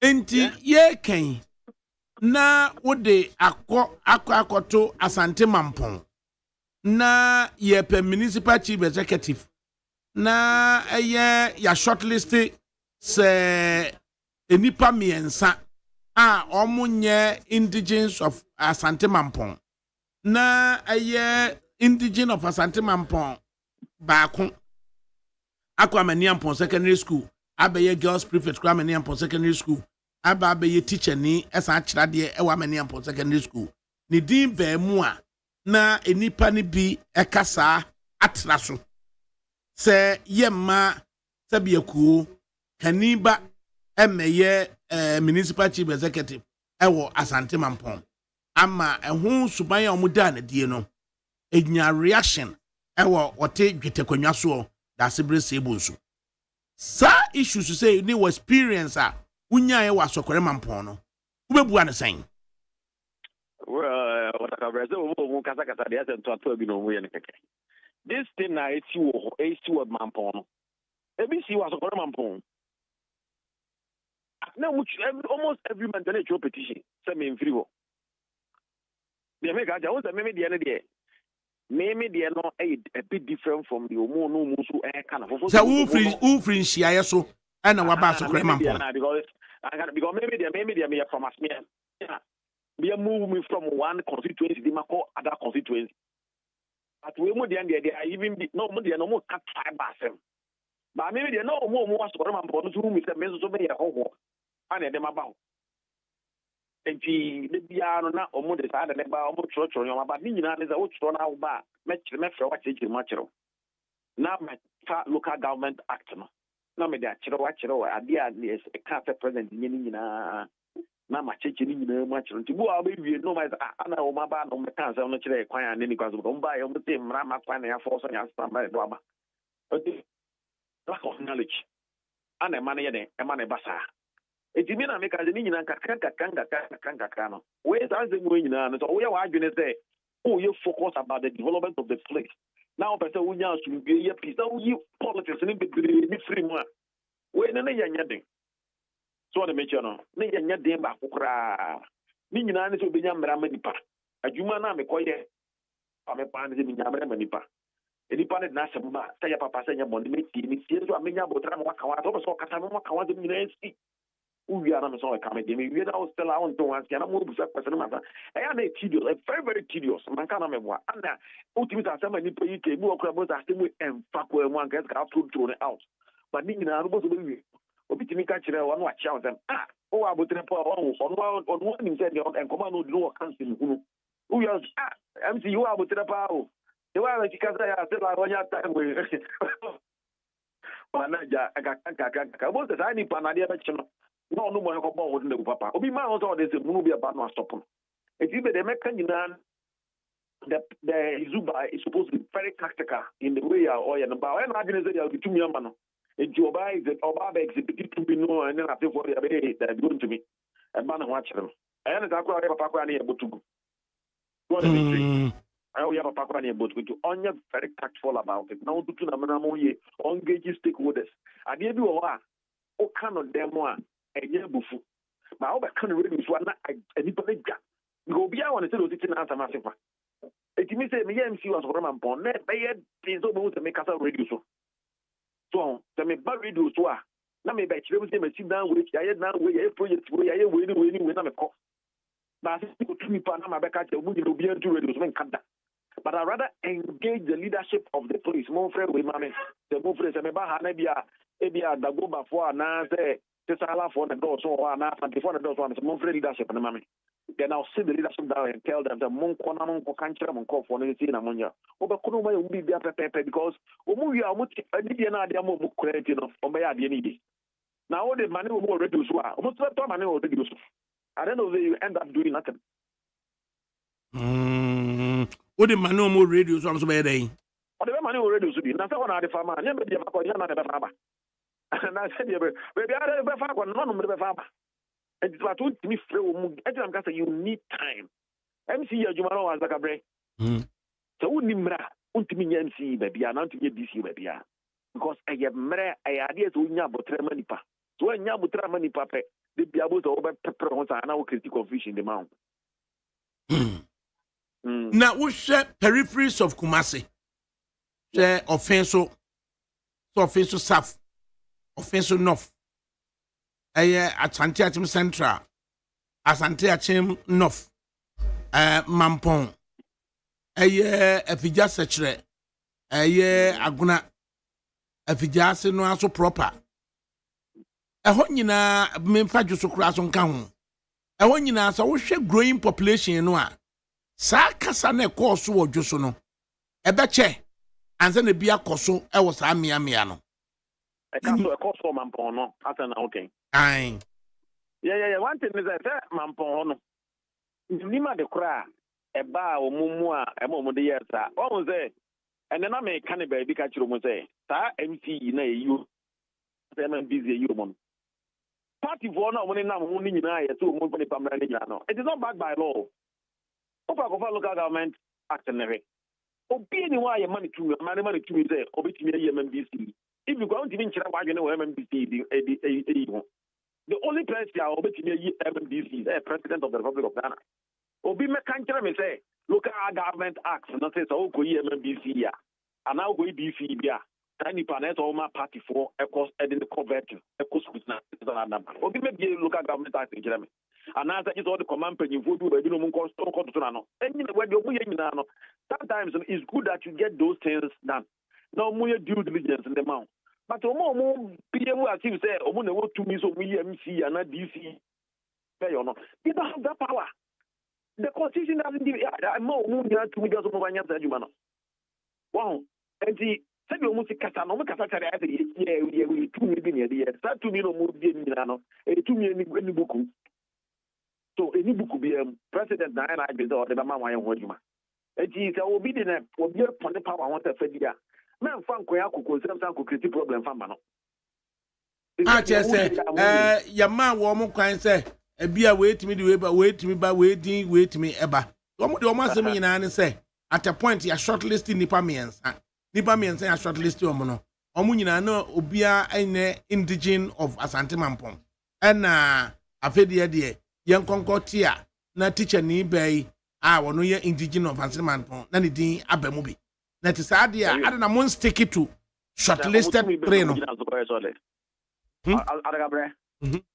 2 days no go jina ko shortlist. I dey say din ketiane. I say din ketiane Collins Dawuda any woman account here pa wo. I don't say it doesn't. The law doesn't back it. It is a work of shortlist. Will be not president need Guinea free say. Still nipa amodi o maba no. And he's not binded. The president is not binded by that law. Or the president is not binded by it. Notwithstanding, say, yeah, shortlisting Nipabi, near conducting a due diligence, say, suitable for the position, and stop a president from choosing a nipa or no president, no per se, or representing or. Exactly. emre bi en wa kire ze chinchina da mo se ba e de ma shortlist na president fa emra be ya go mun ka te local government law act bank ana emra be ya de research za no ubetina ko fodi ko ni nyina ba president say me ko hu papa ayi Adakabre no makoma so me feel say me nsama o ka betimi abo ame amamanya abaye kwa amamadwuma akoso this situation na say eye assembly we tibi na ko Pako shot the city part 200 brother about no say of anya juma. Emre bi antikire no. Na eno kwan be na be fa so a ube overcome eye initial challenge. Any hope bi o manya on ground say ese bo mo na di obi ba. Say engagement. One is always stakeholders engagement. At the end of years, I know vision ko mo ni ba ye nyina no. Ebi a okọ grounds no the grounds ne empowers that be no. And then your many pa na ba ni nyina quickly no. You can call those, opinion leaders. No, Nankamwa is because I said that you are any cause that I don't know. And yet, a new party you can't as at the end of the day, what do you know? A lot of people in your position go more preposition in doses. We could make a true on party in Baju. There's a minion and go mobile boss. We are some. Ya na enchiremu a ye kire wo manma asemu no ya na du ba bi ono mu a enchiremu na ankoyi a na omanmu ni nyina na no efiada e wa Asante Mampon ana honorable Mutaka interior minister o kire asem bi mu na afi no amama dwene ayem na se matie narrative for metia ne say yesi galamse afi de ye kire wo mu a ye be deporto non-Ghanaians no na Ghanaians no de ya twen wo mo aso internet nipa bi nti ase a afi de Mutaka eba ya o say ye were 48 prisons na 48 prisons no aye overcrowded enti baby to say Kumasi Central Prisons ye design say fa nipa say 500 but ene wo kwa nipa 1500 ene da ho yenya baby emfa nipa ni ngu na omo kokoye soup na omo chichire nipa na nipa 92 foreigners kura chire wo mo no na fe yenya cells kura na ye do makwa akoto eno ye statistics say 2023 ye chire nipa say over 600 na emu nipa 600 na ye chire wo mo no emu se 9 pe na ye foreigners ana ye protect na ye prosecute ye na 9 no kura na ye foreigners no kura no prosecution no echeya ma wuhunu ba bi da eso nipa echi wo mo no na foreigners do so wo ana 2024 so no o se nipa 6 pe foreigners 6 ya chire nipa be 1000 foreigners is 6 pe ana almost na kan until this time no ye law no yenya ba bi mfa nipa ngu prisons yenya ba bi mfa nipa ngu ewo eye police cells ana law no so ema ne check ema system no eye subject to abuse the foreigner no wo sika otimi di eye the processes no otimi di obscure no na wa blend no na wo hunu se ade na ni so enti ye kire no a onfa ne din pa ma o se ye frame dan champagne na mu hunu dan champagne in passport be kwa kobo na ni system bi emu ehwa ye man bail no ha no se na wo two way wan carry a na fe wo kon eye adanse asokwa na wakwasha ase etu honom enti ameye bre enti option wo ho under law says option no say pam no twa no obedwa ahode a e de na deport no ko no krom na deportation no omuma ni nsi ho omu ebeye in conjunction with the Chinese embassy and I say with the appropriate embassy no ni assign ama embassy no mum atwa ticket e de ama ni krom ni no na Ghana mum sika no ye de atwa ticket ama immigration officers ama omu accompany wo ako hand wo over to the Chinese authorities into akaye no na je say India for any Chinese for na asa akwa ha adwene pa wa ha sa narrative what in the baby da hello sa narrative what in the baby da da bi so ono bia ono ye wa anchiri mu ye so ono video ni ba e bi so a mu ye edit no there is a narrative so man kan wansam ba ni nyina no de na me de pa wo kan wansam me de to say provision law no provision on ha e ma kwa me say adwuma if it is backed by law there me also me obi a me jimra ni bi say nyina no emra na ma nyina bi Ghana house game so it's backed by law now I don't have problem with that na mo na America na enchirimu no se enchirimu na nko ya obi anso so na na wa de opese o kan bia na wa kan so ya na gabre maybe a year is backed by law there me also me obi a the aftermath of the election and yes I said you see kono be hu our man way the aftermath of the election and yes I said you see kono be hu our man way Honorable Kennedy Kwasi Kankam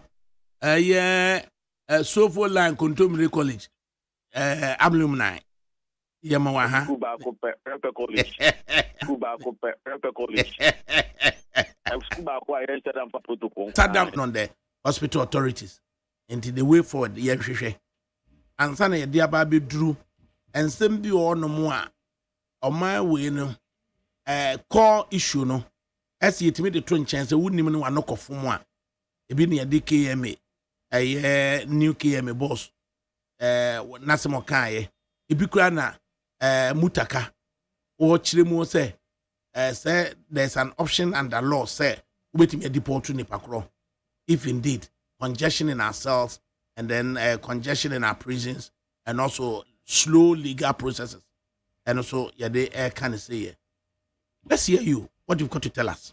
Yo of a mefa akonya se na mechia one menua ne atiefo nyina health itself no idea expensive na se bika fra omo atena manone kakra na wakwa bruchie kakra one of the most expensive form of tax out ya no about health and in the crown as I will apply for visa and I will renew visa health surcharges no yeah it takes a chunk of the entire money what they apply for visa no and into na me build the point that could is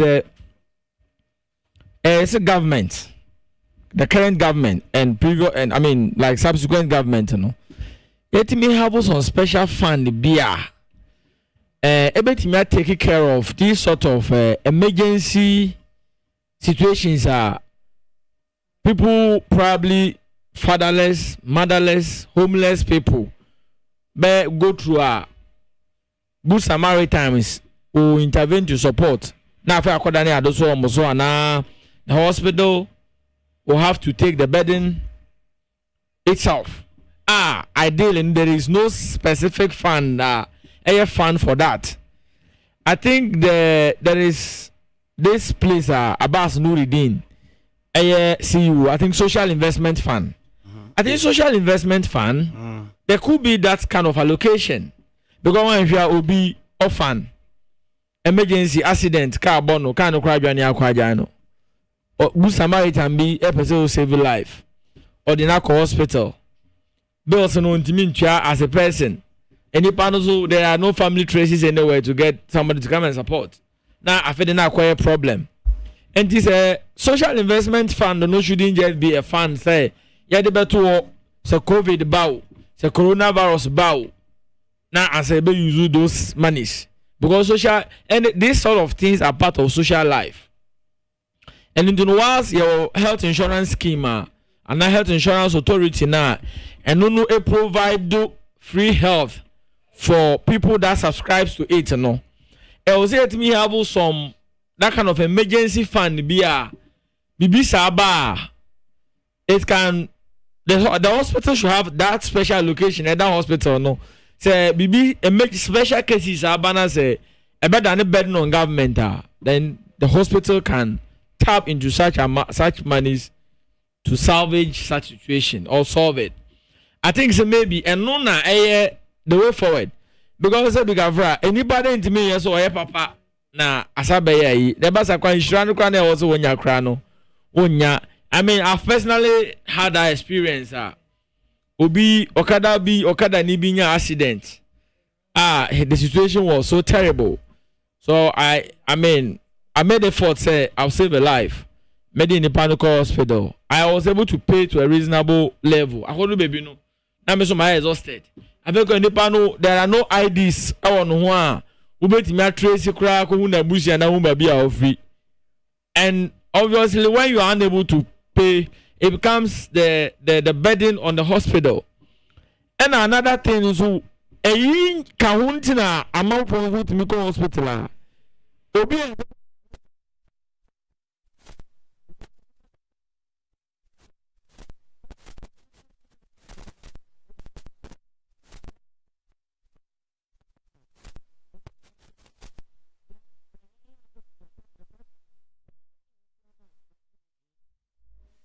now here obi also tina no nya nkwa na unfortunately na wewu ebi nso a yetimi hwe nipa no ya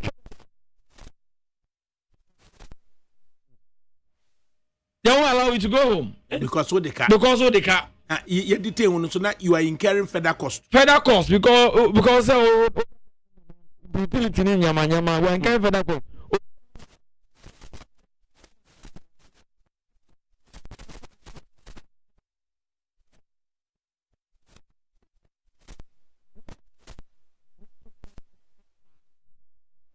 I mean, it's been well resourced, well managed, good leadership directed how the funds should be used there. They can create a special allocation for hospitals, health centers, and polyclinics. Say emergency situation be say, but out of compassion and probably with the absolute discretion of the medical superintendent in charge. You know, who's in the bar with you? Where there? You can't say detaining 1,000 years. So we are them a you use all means. Then the government taps the hospital taps into such funds to solve such problem. I think maybe that might help going forward. But dealing here will say Timawuni Bianca said health is not free. Health idea. That is life. Life and health are kind of inseparable rights. If you have the right to health, it's the same thing.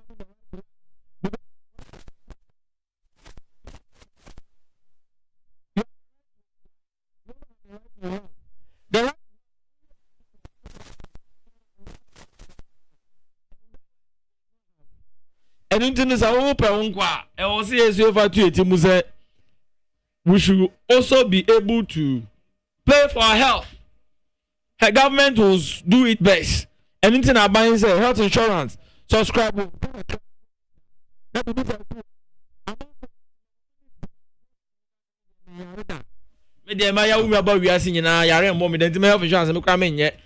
Some they even say with pride, say, do you know, say, almost start health insurance about free kuform resu the batame some resu or my nationalizing in the health insurance card crime in Nibi become a yare na accident no crowd na yare crowd and people should also begin to embrace that.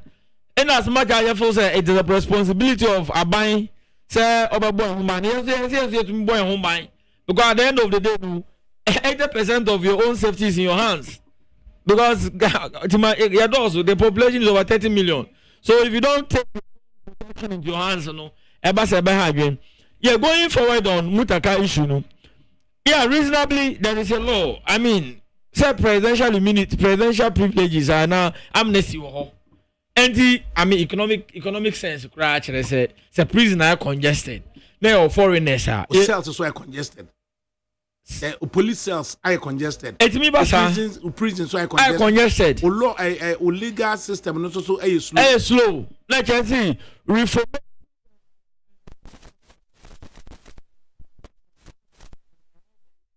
Making sense anymore.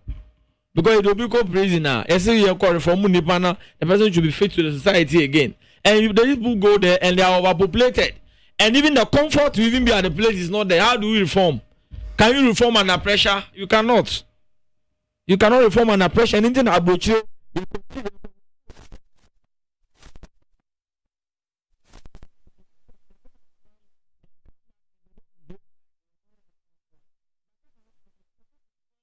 You cannot reform under pressure.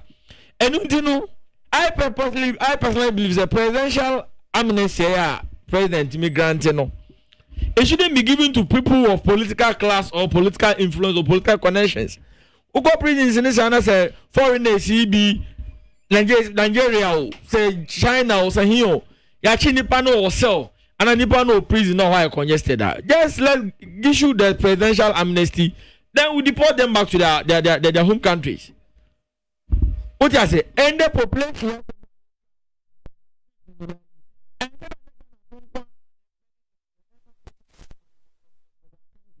There are lots of people, and then who can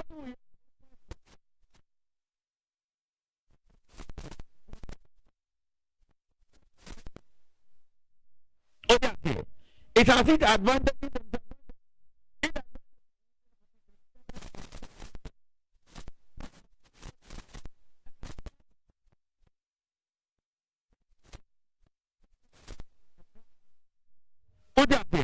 Anything, I think the interior minister, I mean,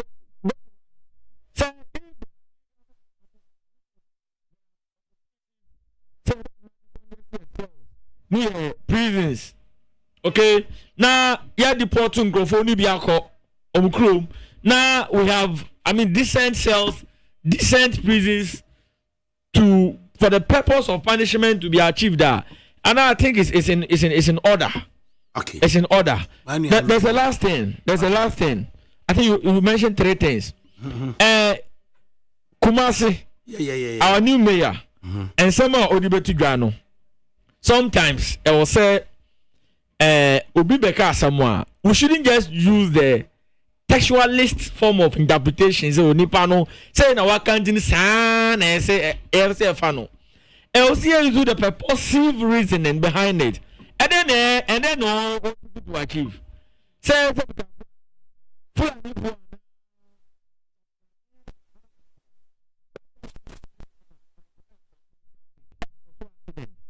liter chrome na MC potential MC so yebema mo warning yebema mo mbra but someone nya yebekum mbo na e dey go feed prisoners. The purpose of it is not to kill the animals just for killing sake. Just to make sure say we be bom hu na mo yimbo na frequent because actually say nantwe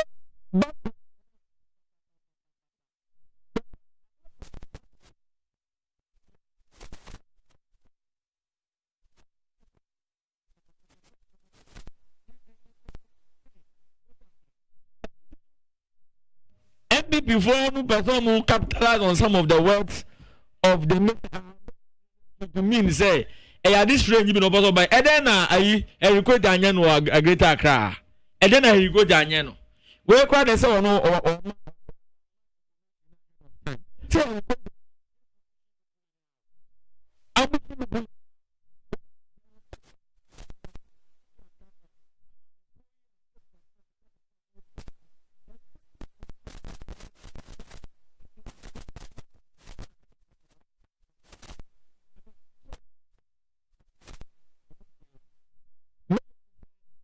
opese yewura asantene na no say to the second obese ni krom na sase no ohono mu ye very clean and neat to be faith his royal he's the king of and his surroundings but be oteno e was say etimi be fitting his status everybody knows him of and untinu cope with the the mayor. I also move from attention mayor no. I mean also nipa obana wono. He will feel so sad seeing say the mbrante bro oba penny abe no mame type. He wouldn't be okay. But say asodimba mu na mbra no compare so nya sa you do it. But I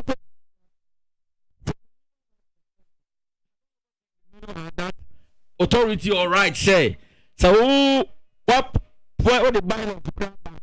That's the people defy it. You should send your men to go and beat them. I don't think the constitution of this country and a local government act na any other law of Ghana Hanumama and Mary Obi Kwan say fam nkrofonom ko bro amount for so mo ya so dey. If you have a bylaw, you have any law so me bylaw no say ujai cattle Emma on nante stray or you should have stray now on an krumwa cattle no so define cattle say nantwie ponko udwan abirechire omu nyina no define omo as cattle or say yebechi wom na yedomo akogu baabi a KMA no ankasa omaye ebe keep sa amoa no ho na ye keep moa no ho a 7 days se wa ma ametua ska mfa ma KMA ameje moa no a omo beton moa no na omo edisa sika no edi ama KMA inti difference with the okaye ne say insase ye beton ne the process na ma KMA no we dey ye bekum omo do omo aye mpusu edi ama prisoners. Yeah, so basically it's the same thing. By an American say, for me, I believe strongly that from a human rights perspective, because I am very passionate about human rights. It's a property of somebody, and the Constitution is also clear. Say, I don't think somebody should unlawfully intervene with the property of another person. Okay, in the Mwano, say K membrano.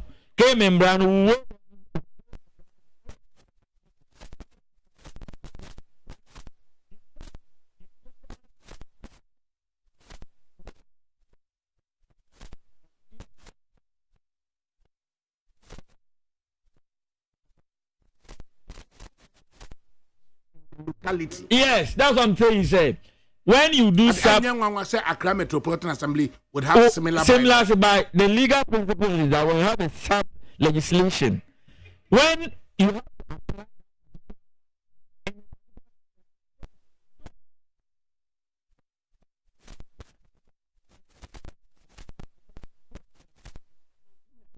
if you get what is your position to that? And the reality is say emboano omuba abonti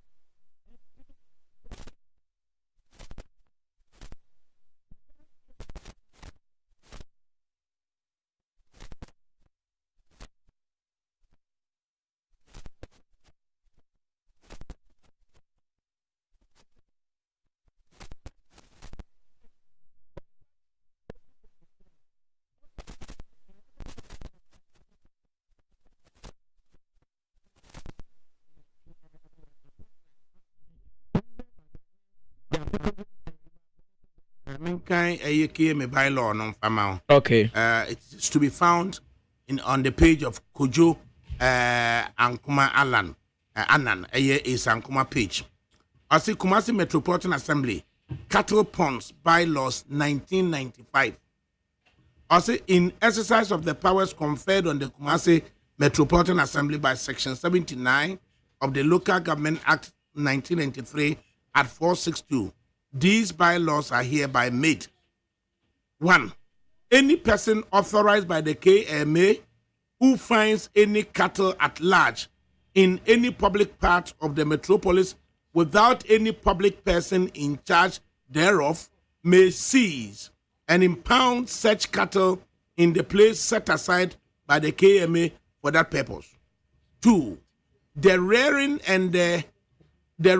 and or the keeping of cattle in any premises or any part of the metropolis otherwise than for immediate slaughter or in such public place as the KMA may provide for the purpose is forbidden, and any cattle kept in contravention of these bylaws may be seized by any person authorized by the KMA and placed in a pond.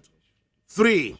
Notwithstanding paragraph 2 of these bylaws, a person may keep animals within the area of administration of KMA for domestic religious, or customary purposes upon the conditions that the animals A, as kept in a pen, which is well maintained and always kept clean, and B, do not constitute a nuisance by search or noise to neighbors, and 3, are attended to by veterinary officers or assistants, and that owners as to ensure the sanitary rules specified by the Ministry of Health are maintained.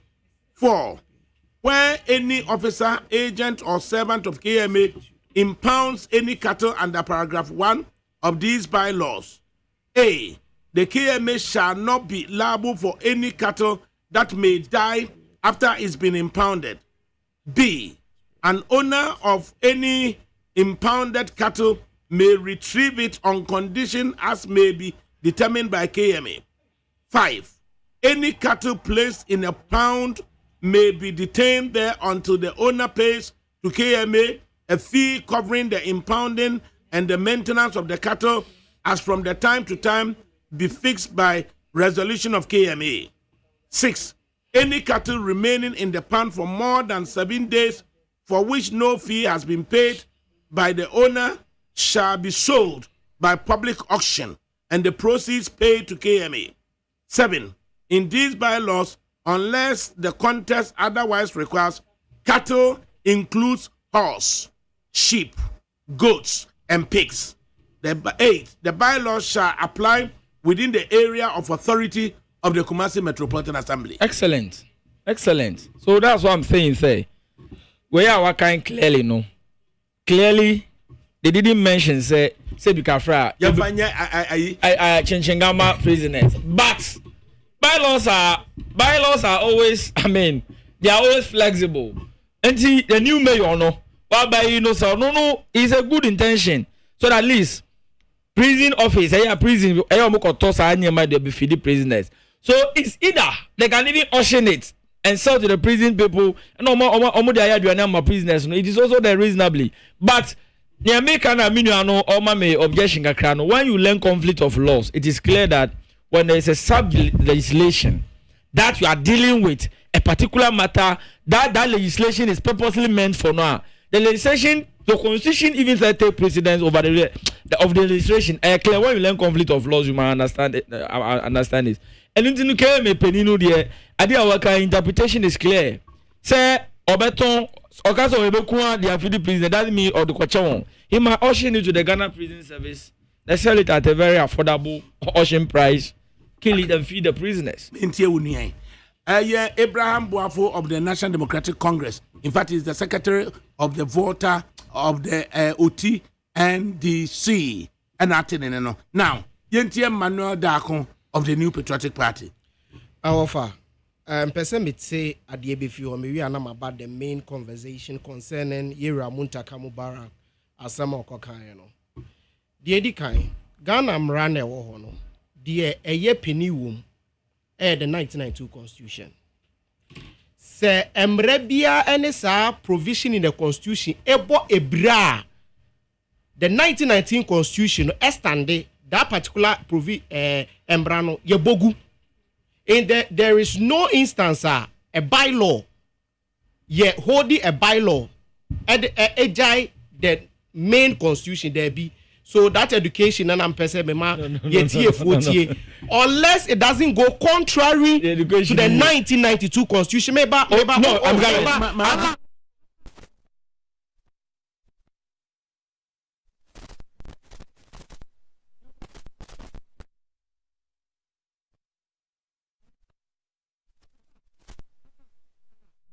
Ofa, the mission say Ghana Mra, the 1992 Constitution, now amad the Act of Parliament, a qua command the common law. Say UTV, Masha Emra, that Emrano Egavin UTV.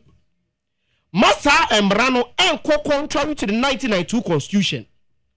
Say any provision of that particular Emrana Masha or UTV no echo against the 1992 Constitution, that Embrano SCZ to be effective. That education and person Ghana 40 and it is right. Wafa Mamembra yera Muntaka Mubarak asama okaye ne ho. Mamin ready bibi mfama wansa. Mate. Geologist back he's based in the United Kingdom. In fact, London. I'll say, good afternoon, ADAKABRI. Please ask Muntaka to give us the law that backs the deportation in relation to Galamsey. Okay. I'll say, what he's talking about is ordinary immigration law.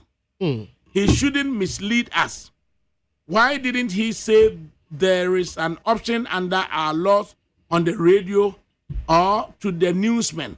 In fact, baby, you can was anti-mampono. There were several newsmen. Okay. In fact, Jerry Ase, VIP director, had built and constructed and finished a completely new building for the Ghana Immigration Service. And a Muntaka ne bibia no. Okay. Na enumu and a Muntaka address our demand media no.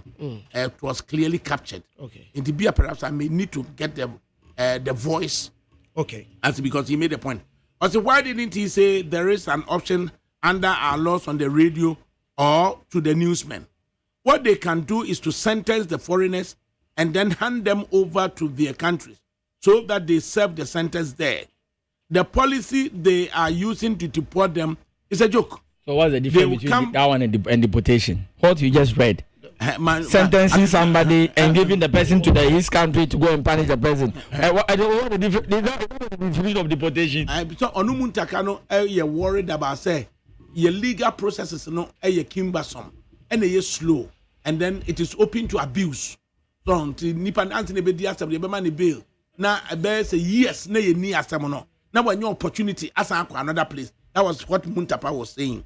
Also the policy they are using to deport them is a joke. They will come back through Burkina Faso, Togo, or La Côte d'Ivoire. They can also decide to stay in their countries and enjoy their booty from Galamsey because they send all their monies home because they know that they can be arrested anytime. They should rather release the minor offense Ghanaians through amnesty and start community sentence for minor offenses. Galamsey is a very serious offense.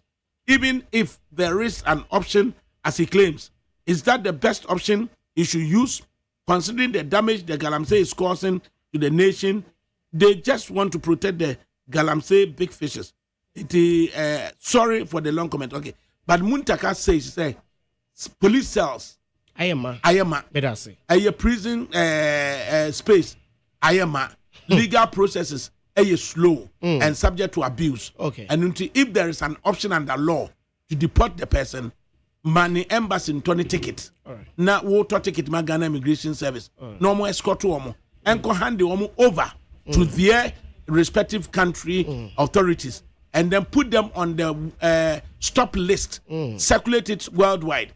Stop list would ensure say Untimi and re-enter Ghana. That is what he said. Mean you. Of a say, as a NDC, Bosch almost share Ghana for about the fight against Galamsey. As a Nina Atonsium, of a catcher, some of the AI be fighting Galamsey, BCN, Yehui. Your catcher say you be declare state of emergency, Yehui. The airline permitting Crawford or Monko, our forest reserves, and Quay Galamsey, or more catcher said they will repeal a co parliament or more amend the radar. Offer. Almost share boka chair say campings are omo Galamsey mu omo mo no mo beche na enyes young boys and girls no wofa okọ se sa young girls and boys no mu na ye chi omo eye me wan say enne the interior minister eka chair say our prisons are full enti Ghana ni awakodi boni de ye beche no akodi na asem e de na kwa akoshem na obroni de because no skin eye fitanti yesi ebe pamo no aba na koni krum ye mfa ne nkofa mra kwan so da bi de ehia ne se ebe deport no ya if eye no kre say ye prisons aye madia then that mean we have to stop all criminal cases e wo krom ha say still ye prosecuting Crawford on criminal cases there ye prosecuting Ghanaians on criminal cases there then why can't we prosecute foreigners? Okoti mrabi osi Ghana mra e permit say e be deporting Crawford mebo a wofa permit me na men kan sa mra no ukọ Minerals and Mines Amendment Act 2019, Act 995, Ewakakra, permit me. Okay, Section 99, 3, or say, a non-Ghanaian who undertakes a mining operation or facilitate the participation of any person in mining contrary to a provision of this act commits an offense and is liable on a conviction to a fine of not less than 100,000 penalty units and not more than 350,000 penalty units. B, a term of imprisonment of not less than 20 years and not more than 25 years, or both, and both fine and imprisonment. Now, the original so kasanini 4, or say, where a non-Ghanaian is liable on summary conviction under Section 3, is a person liable to deportation under Section 35 of the Immigration Act. Under Act 35 of the Immigration Act, I say, se nipa kro no eni krata a ode tena Ghana ha, se nipa kro no eni sika a ode tena Ghana ha, which is a charge on public funds. Thank you. And no, and all kind of ha. Now let me proceed. Or say, it's a person liable to deportation under Section 35 of the Immigration Act 2000, Act 573.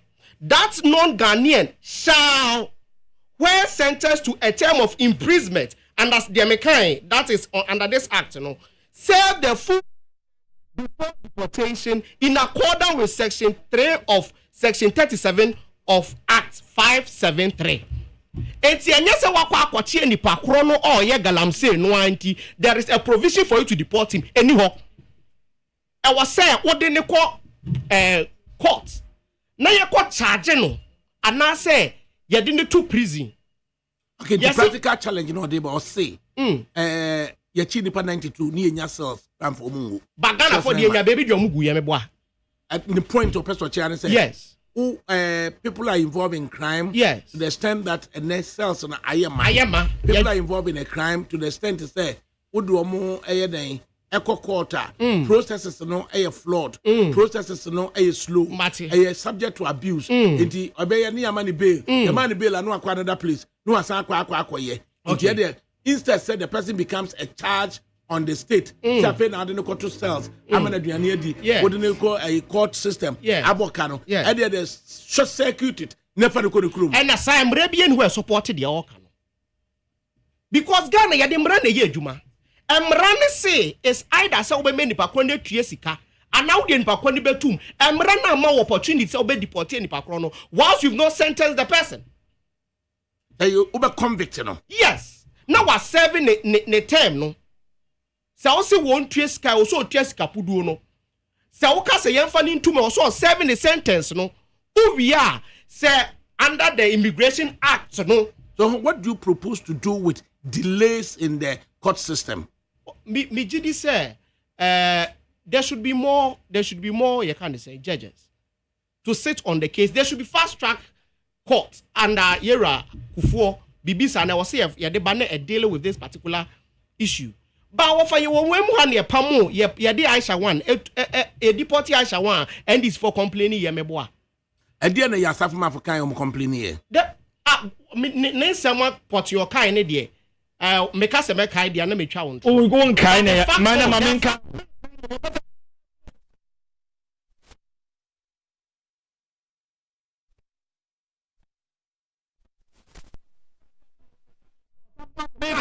One count Ghana for voting for reset. Me boy. Na me good brother. We Rafia na make Ghana for ko dina ekwo to santene on the 7th of December. Ekwo to Abama reset. Mosimo be bi nioma bibia foforo. So there is no time bibi besia. You need to refer us to the MPP. It shouldn't happen under the dispensation. Because Mosimo be reset your mind. And you may be an equal swearing, no Muslim baby. So why do you refer us to Akufa Dombre Subim? And the reset na promise a reset no, and one fast one saying. If the same thing Akufa Doya and Amusuma Beya, more reset no, and one fast one saying, then that means the reset is just a useless slogan. It's not bringing any benefit to the ordinary Ghanaian. Never refer us to Akufa Dobiem. NDC for never refer us to a more opposition. No, more refer you have more promising reset. And now, allow. No. You can't say that. It's the person. Who refer Akufa is not the problem you are facing. Mutakati asene say Ghana mrebien we support asam na all kano. Ye deport you obi mo complain ye. Say your prisons ayamadia obroni ayentimi emfa ne share prison no and ye Ghana ni so and what's ye share prison. What is good for the goose is good for the gander. What is good for the goose is good for the gander. Say and no be wet me di bone wo Ghana memu ha. Ne de na kwa kwogina emre nim. Say emra emfa nindi ye wia nsawom na NDC for say ayema no yetibi de Ghana ni kwasha hwade a and ye brondifita so obedi bone wo krom ha so that person should be jailed. You should be able to sentence that person. That person should be able according to the laws or mention Chinese and Indians. But what for say make us a Bruni be a Bruni and offense. Chinese are Chinese. And Indian Asian. And offer Indian Nibio say Chinese Nibio obetu galamse bia or memuha. Yet Ghana Mrano doesn't permit Obibiara say yet beka say on Yanfani ko the chrome beam and Mrano doesn't support. And you can call any lawyer for the lawyer to come and interpret this constitutional provision for us. And the Immigration Act you now Immigration Act no, so are you concluding that the Indian the cat has document to stay in Ghana? Are you concluding say Chinese no mention no he has document you stay in Ghana and you know he is not qualified by the immigration deportation? Thank you very much. It's made us. What was I say, mami? No, so are you suggesting that instructively? Embrana me kind say no. Ama punishment so what the man obia or engaging in illegal mining or say either charging no money interest kebi. And afani too. Say ebedru say deportation ebe mua. Which is under Immigration Act. At what point? As an option. No. Say these two there, obey illegal mining. It's either say never to prison. And now say obey with which is for illegal mining. If there is a way, say obey deport na, which is say wako onisikana or also detinaga onkuta nkratana. Manin serving the term na odi never to prison. No. Manin serving we answer what deport no. And that's the meaning I say. Yes. Or challenge with your challenge. Offer any challenge. Any challenge. And the police has no. I don't know money Ghana for two. I don't Ghana for any pa. I would say. Now Joa is shooting corner and then no me and moi. Joa is shooting babu corner. No me on one sign. No me on one sign one. Your wife is shooting Gunga and Colano. No, we over meet you. It may be necessary. Yeah, the voice of someone. Your wife is Amutaka. Yes, very clear about deputy. But maybe just as Antiman all okay. The name said the cost of say would the Obia what she no what chow on find the real identity man. Unya cells na the natural. Wouldn't go to cells so now within a specified period up to 48 hours. I was out in the call a year court. Now or up here before a judge, you know. Yeah, we apply for bail. Because it's castle no one day. Scout on Jawan into Yakoji bail the amano. Yaji bail the man no one fan actual name no amamo. You go need access to the passport. Okay. Right? Your money bail nana offering carrier. Now if you know court. Your friend is saying, Adansi Asukwa. And you bet Nipa Bakubet me actually best 6 times. Let delay if I could finish. Okay. Practical challenger as a minister on all can say find a feasible solution. Say Nipa no. Court system no. I didn't know the court system near subject to abuse.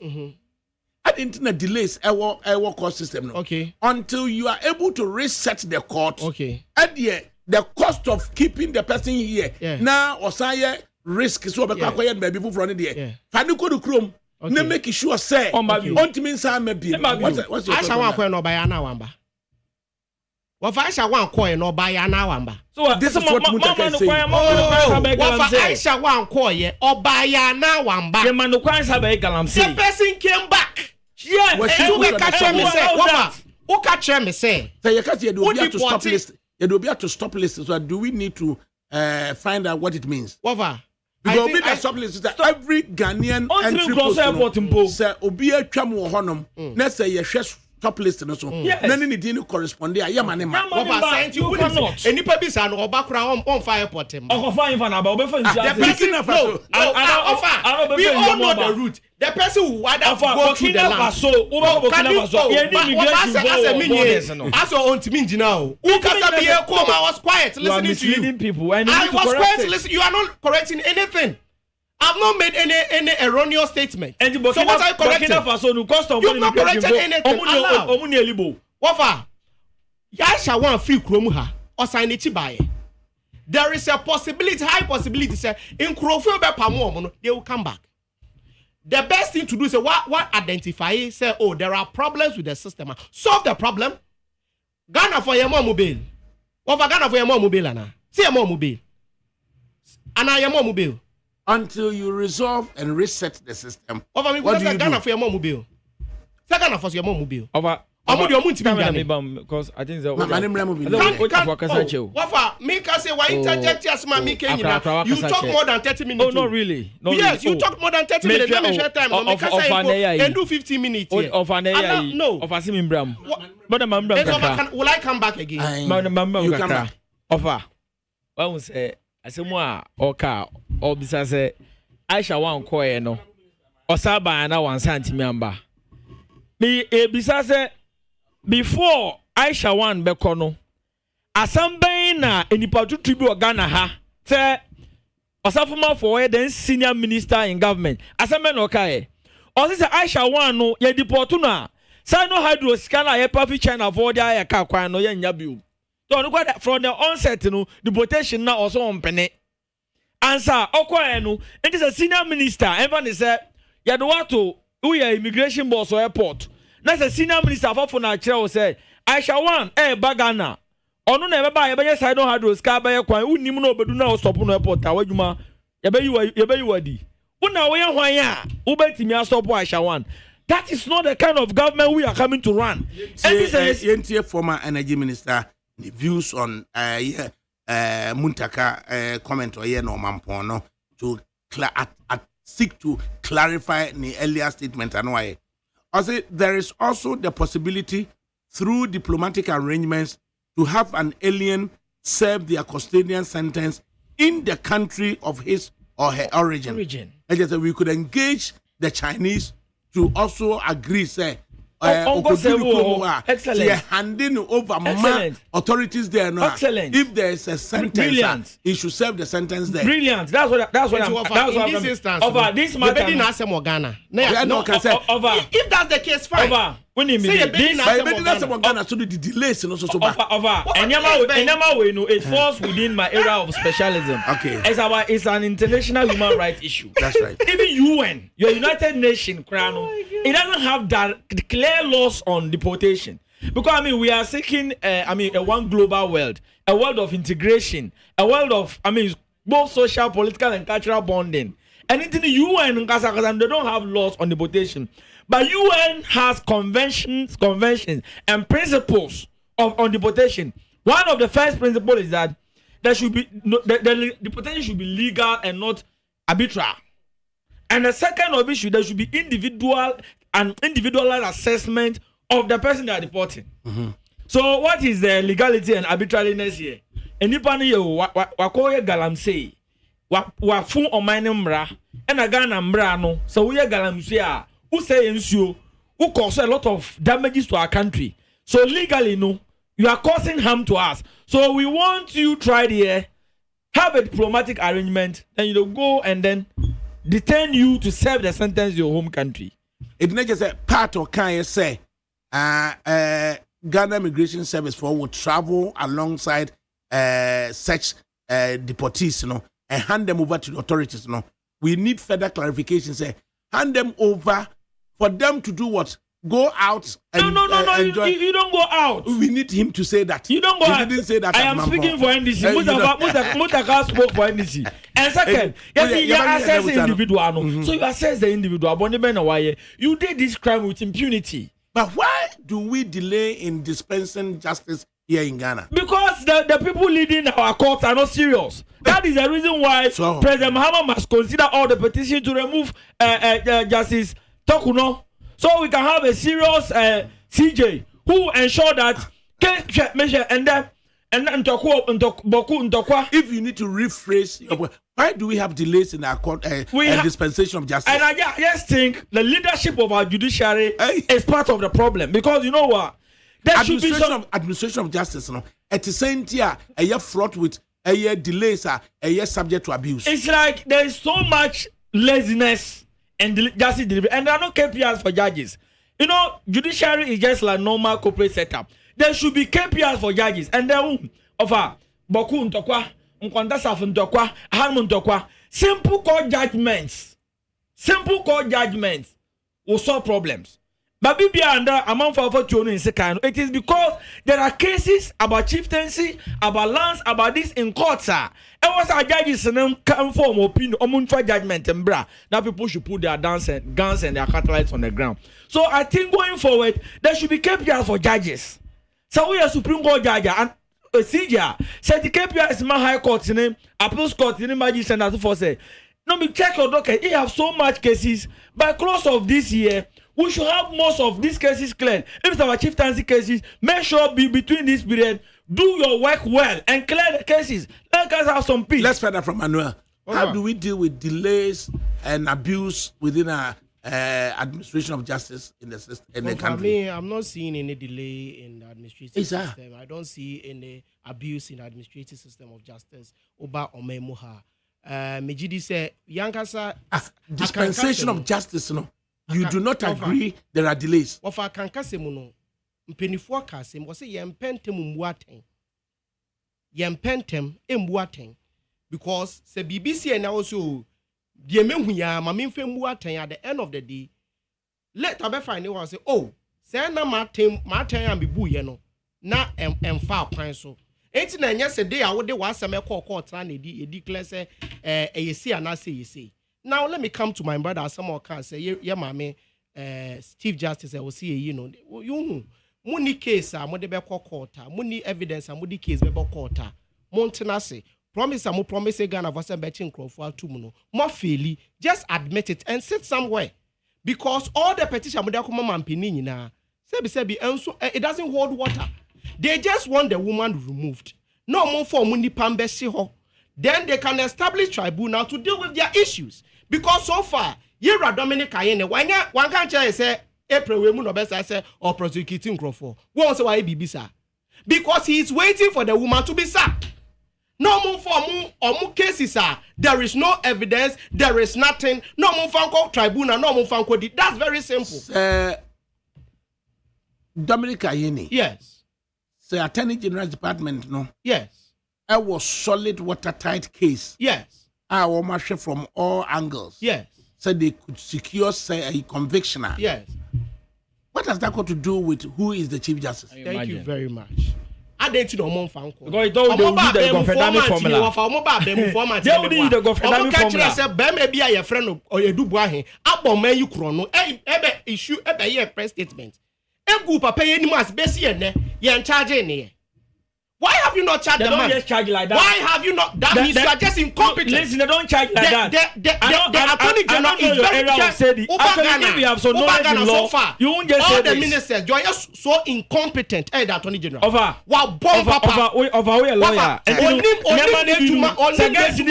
have legal knowledge and they are misleading the public. Let's correct them. You don't just charge like that. There is a legal procedure to charge. All the ministers under John Dramani Mahama says here, you are born. You only need to my Attorney General. You did not find it. You did not find it a good suggestion to say there are delays in dispensing justice, but you find it convenient to say when there are delays in charging people, it brings about incompetence. Because there's a delay in charging people. If you don't have evidence, why do you organize a press conference to tell us, Osimesi, why you say, Wabon me chrono? I'm a Ghana henny now, will be up to the Nisi Nipe so, Bessiane, charging. Attorney General, no? Yes. At what point, Enoch Ubu Dimi Edubuahen, yes. Okan said Edubuahen no. Yes. Wabokro no. Na se mo na obetina Okan yes or no. What for dey no Okan said Edubuahen no. He has been nyautre. meeting. Why 1 2 3 4 5. Yes. Which is in contravention of the Ghanaian law. I say he has engaged of a meeting. Say also I say no say ohia further investigation. The nipa no or wamani baila. So the gentleman will have his day in court.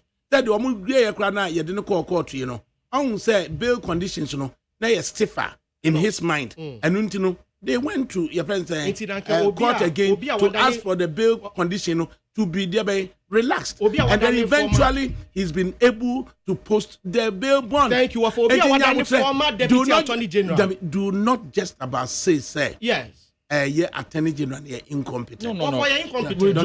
I will say that today. No. You don't have to say that. It may be said, we can't say, oh, yeah, Dominica Yeni. Yeah. But you know, somebody who has a PhD in law. Okay? No. Who even taught most of your MPs? Please. Most of your MPs or my lawyers or because it's not an insult. Being incompetent means not an insult. No, do you understand not being capable of doing your thing. Nobody has said incompetence. Yes. But what I'm suggesting is that when we are doing a very lively program, we should not use words that can bring us challenges. Okay. Because you see, yes. Now you see, improve incompetence on the part of the Attorney General. Okay. And it's easy for me okay, which is bringing his reputation to repute. Okay. Because of being incompetent, that is defamation. You are bringing his defamation. Yeah, you are bringing his. The incompetence and defamation. You don't know. Incompetence. You are bringing when they say someone is not capable of doing something, you are defaming his character. Because everybody knows Ayine. What for you to sit on there to say that he's incompetent, you have to prove it. Me share Jumedi Awudia. You are not capable of doing your work. Manuel, in your view, no, or incompetent. And we want to find out to say if he delays in charging somebody for a specified offense, doesn't mean he's incompetent. Will you allow me? What I may say? First of all, why do you come and organize a press conference to make NDC Nibi Obeko radio station be TV station be yani omusho asio obi a friend Edubuahen abo mine chrono article 88 of the constitution we friend said this amount of money article 88 of 1990 that's the perception Ghana Nibi offer obi a ofidi any sesia chrono brofumo emienu a thief and a thievery and a stealing. Also, we're engaging in a corrupt activity. So,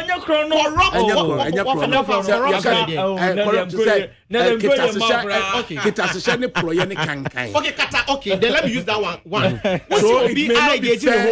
So it may not be fair flowing from the admit to say. When you can't say one you sue, so we draw incompetence or stealing, corrupt.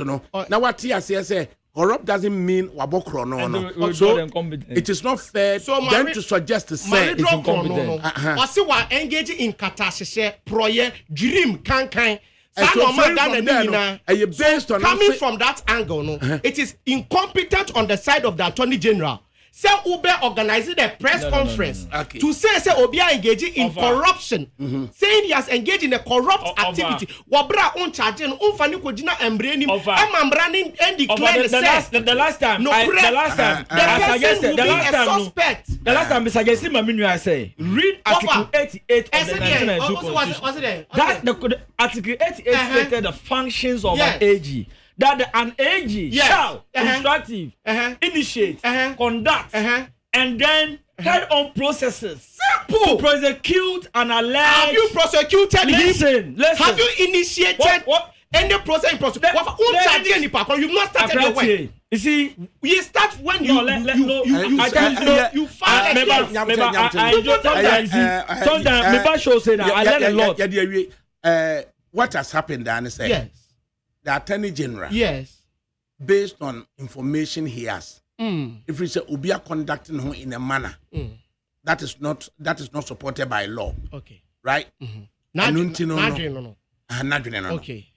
saa ade no kra no yoko edi kan ehya of course that will deal with that issue inti attorney general me ekokire no akoba say ye na court inti senka ye charging with court ni away your court ni bail no and yes substantive case no nyabotre meet you offer the processes na ekoso yes say ye man bail yes now ye further investigation to come in and prove a case on charging or guilty or not. Thank you. So on charging, that's what we need to understand. That's what I'm saying. He has not been charged. An attorney general informing the public. You don't need to inform the public of somebody. It's part of legal transparency. Judicial transparency, my brother. No. Don't say this. Don't say. Judicial transparency. What be go obi kunu animase. And then the go school ne papa ye kronfo. That's what you've done. No, has it that's what Dominic Ayene hasn't been proven not guilty.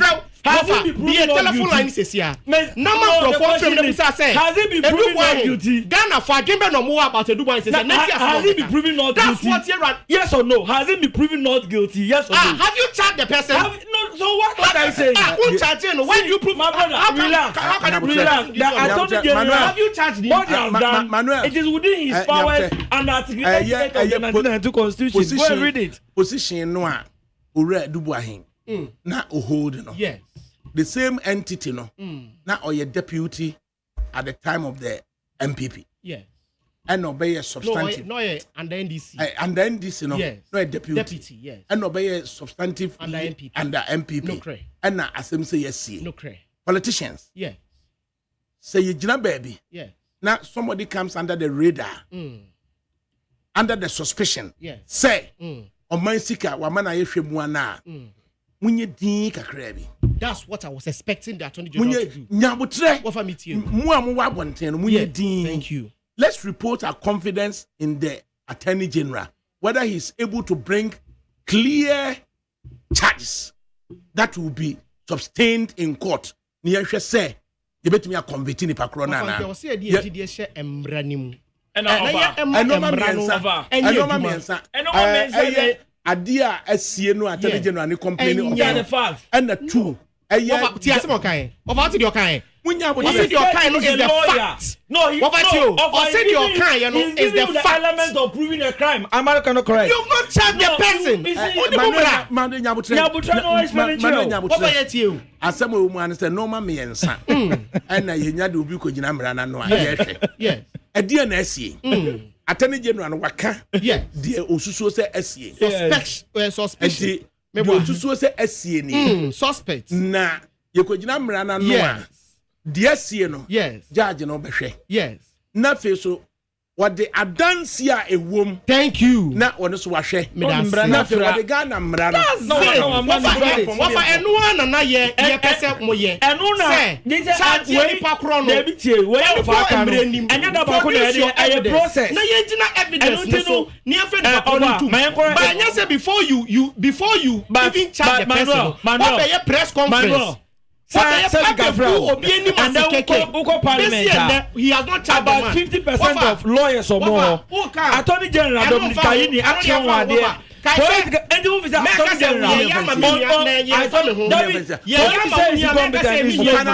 Final comment na say yemfa embra no emfa nya adwuma because ye read edubo ahen ene asem na ato no even Attorney General embun emfa en charge no ene bi nya eti ha ese because oye NDC ni osaso ye NDC communicator ade ye Dominic aye na wire number kwanso po ose ye yen kai se man ka se ye diminua ne endeme ene ye dubo ahe oche na betimi ayewo moma mbra no enye adwuma se wonim se nipa kwana ye bone a fa all the evidence charge nipa kro no maniko gina emrenim na emrani nindi at the end of the day se court find yera Dominic yera edubo ahe guilty of the crime I say why na ye nyina ye be support because obi eni ho pese ye be for mighty ka equity free final comment Ibrahim say me very very objective when me political communication ye be start ye k me yo ya sam you cro kai at your point o kai say ono say emma omo kwan say wa omo ti anye ye na the boys di wan chidi a omebo.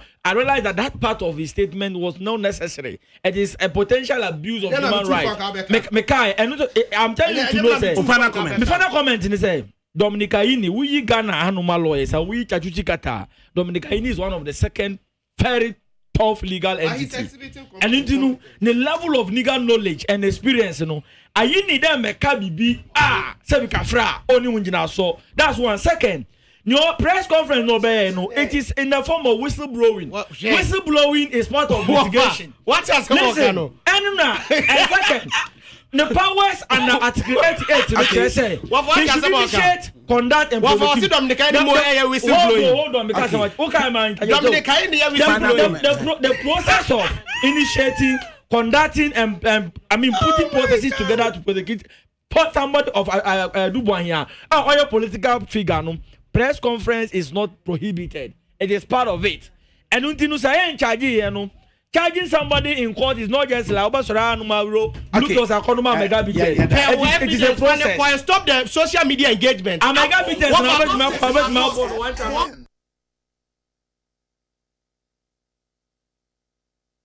Nipa enyi no na nani ahoden ebafo empo emabunu bi ebre ewo anim nanso eni yade biara wo no mekanfo Optovision Eye Clinic ediamao. Optovision Eye Clinic provides diagnosis and world-class affordable treatment for all eye diseases, including glaucoma,